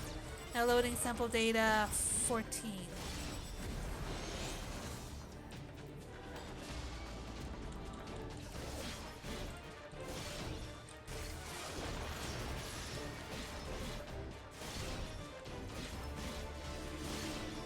Okay, what's this? Okay. Keep on the DPS. Oh!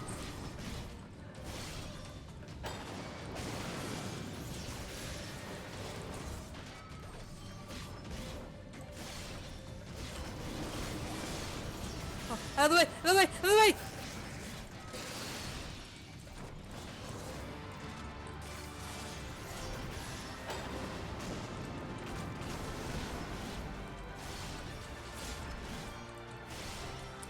It's not working. Ready another sample. The one taken from Castor Zibania. Now loading sample data for 11, 12.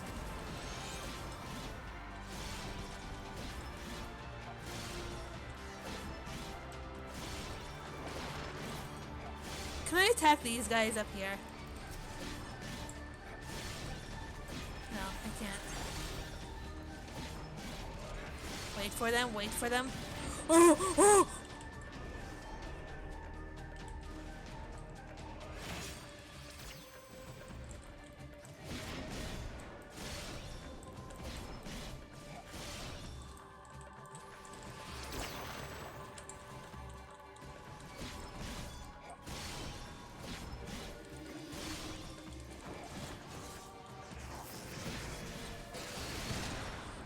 Oh. Okay. Let's try this again then.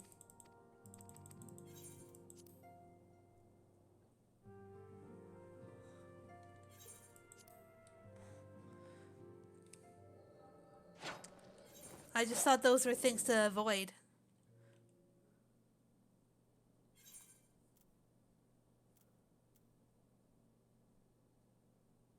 Normal.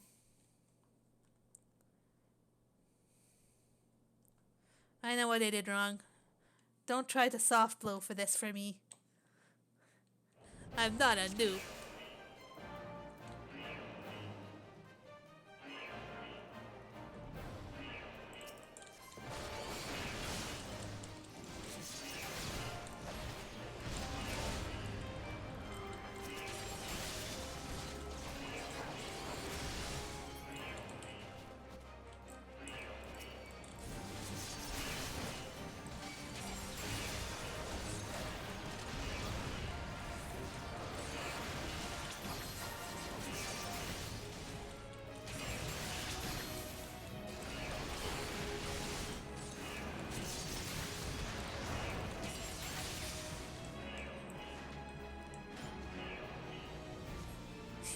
Easy mode cause lazy. Yeah, sure. Place them together and boom!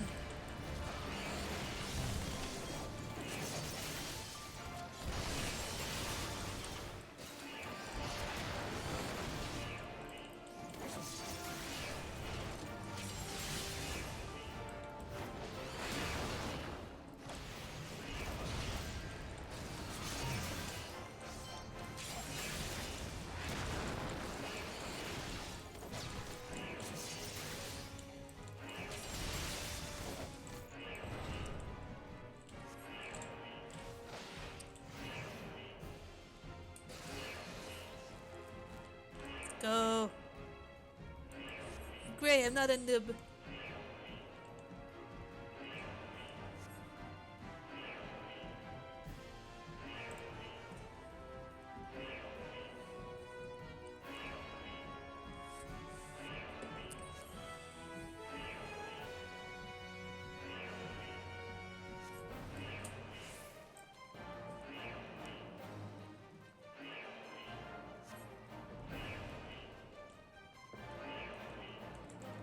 That way.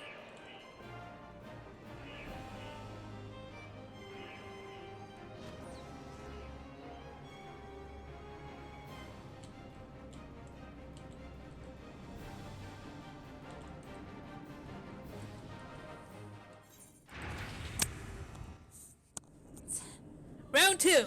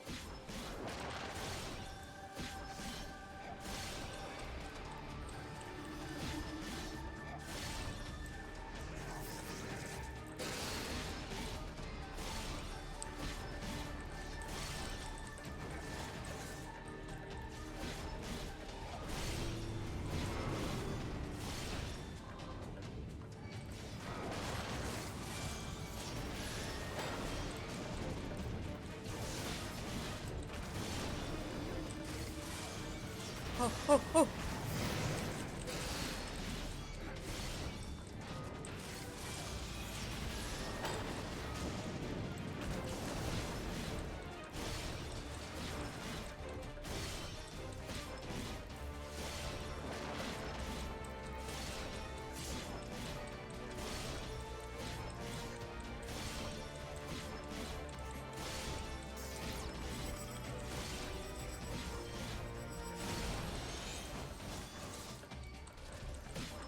I'm fine.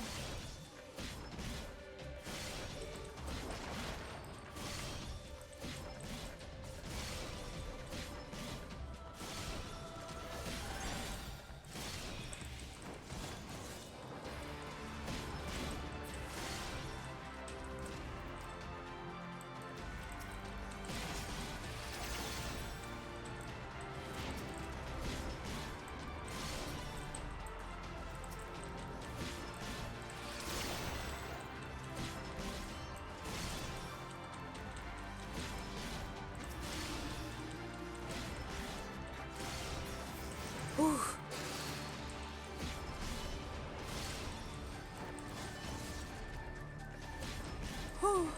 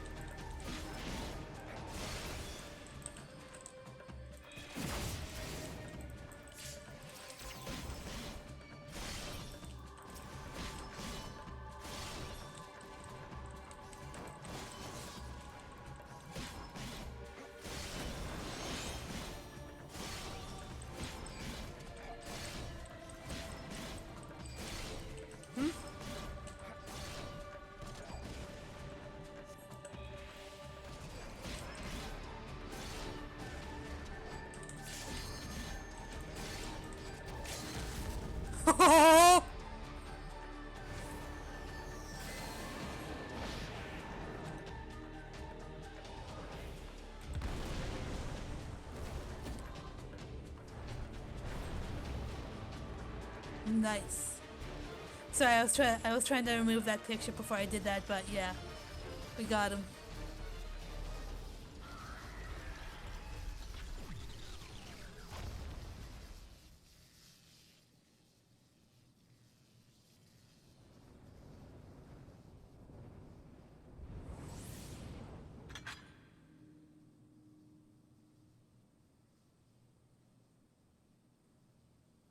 Garlands and their machina. Now, where are you guys?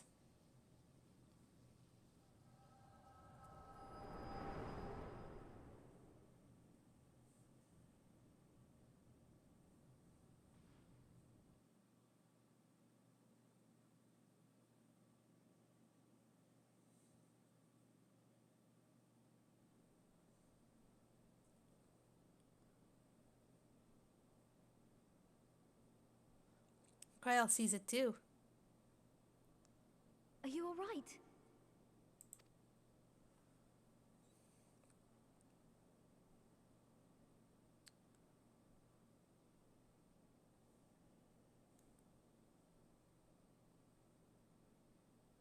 Peer into my past, did you? I did.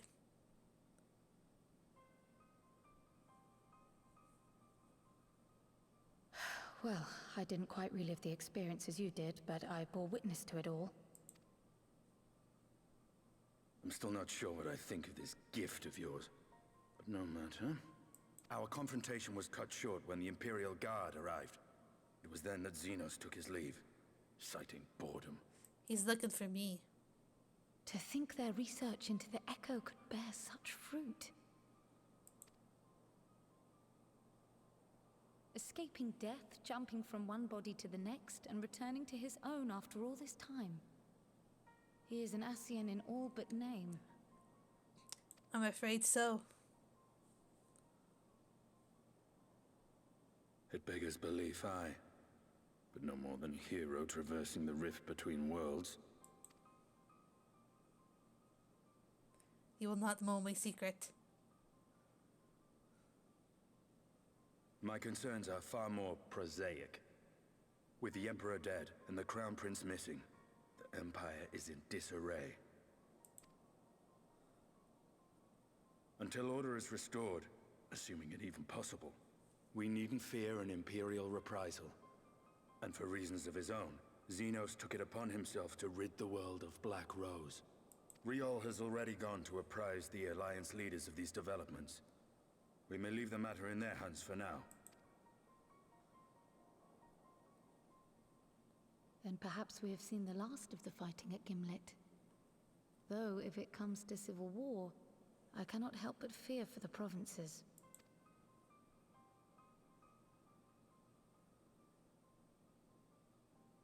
Ah, I'd nearly forgotten to ask. What became of Gaius? Did he not escape with you?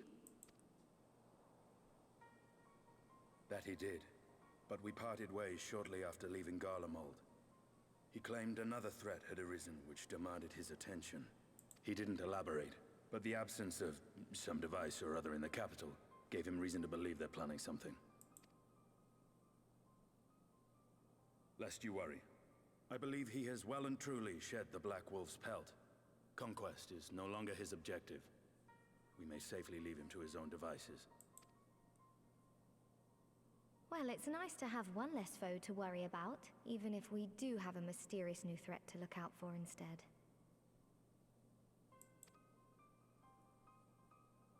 Speaking of which, I'll see that Riel and Al Shinobi are made aware. Though we still know next to nothing, it can't hurt to be vigilant.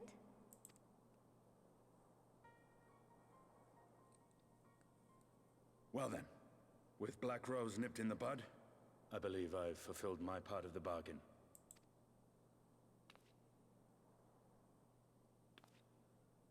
That's true, but with the Archon still slumbering away, we were hoping you might agree to stay with us for a little bit longer.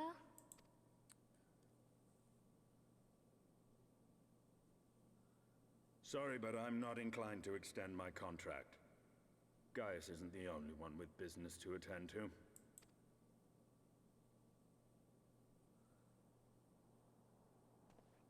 Thank you for your help then, Estinian. I see why Alphino admires you so. Aw, big bro.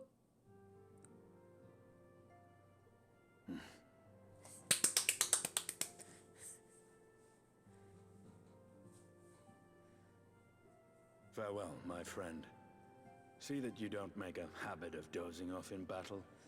I'll try not to. Thanks for that save, by the way. Truly magnificent of you.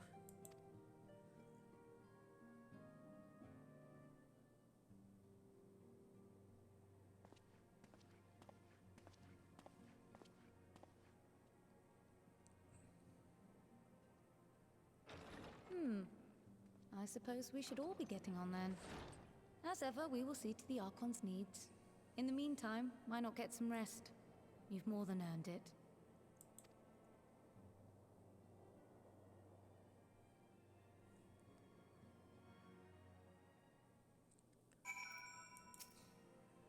You must be shattered after all that hopping back and forth between worlds.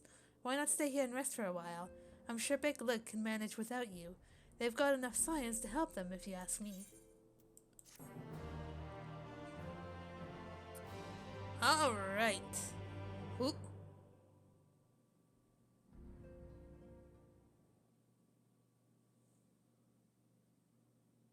Meanwhile, in Garlemald.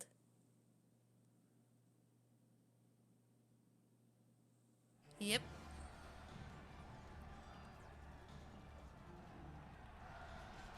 Traitors! You will dare deny Lord Nerva the throne? Nerva the throne? Ah!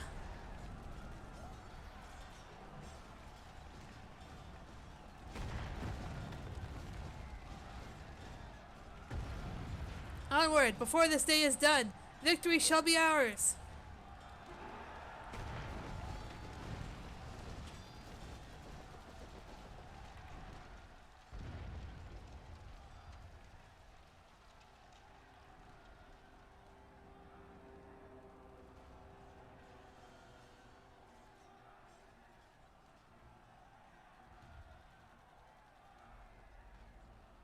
Boring, boring, boring. Do you think? I find it quite amusing. Like dogs herding cattle to the slaughterhouse. Who could this be?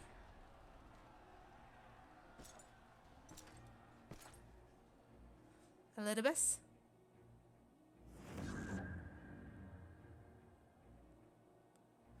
That hue. Your soul is... Who are you?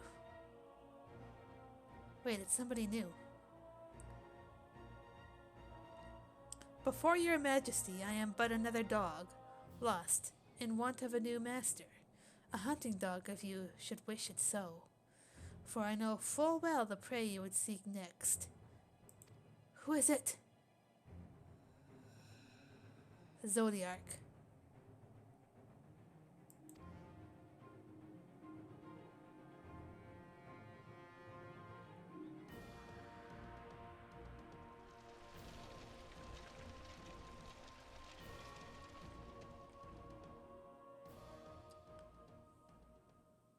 Huh.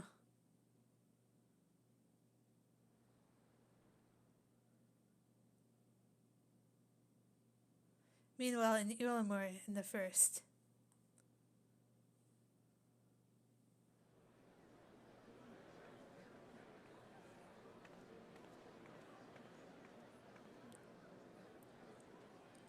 Did you hear? The mayor is reopening Daedalus Stoneworks, and they're looking for laborers.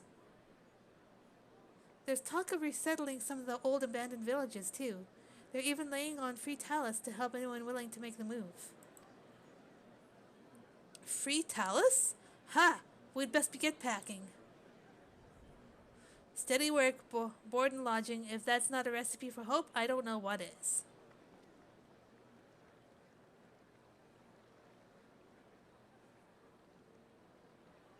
Who dat?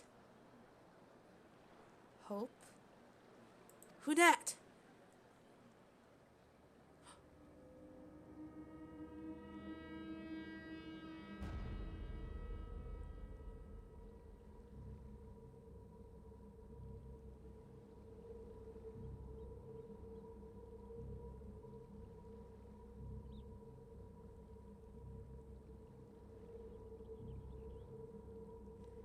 Yes, so long as I yet live, I would see that feeble flame rekindled. Who the fuck are you?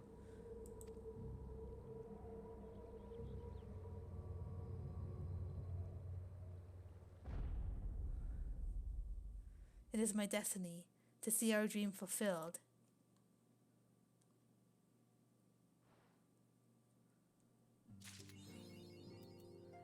Elizabeth, what have you done? Ah!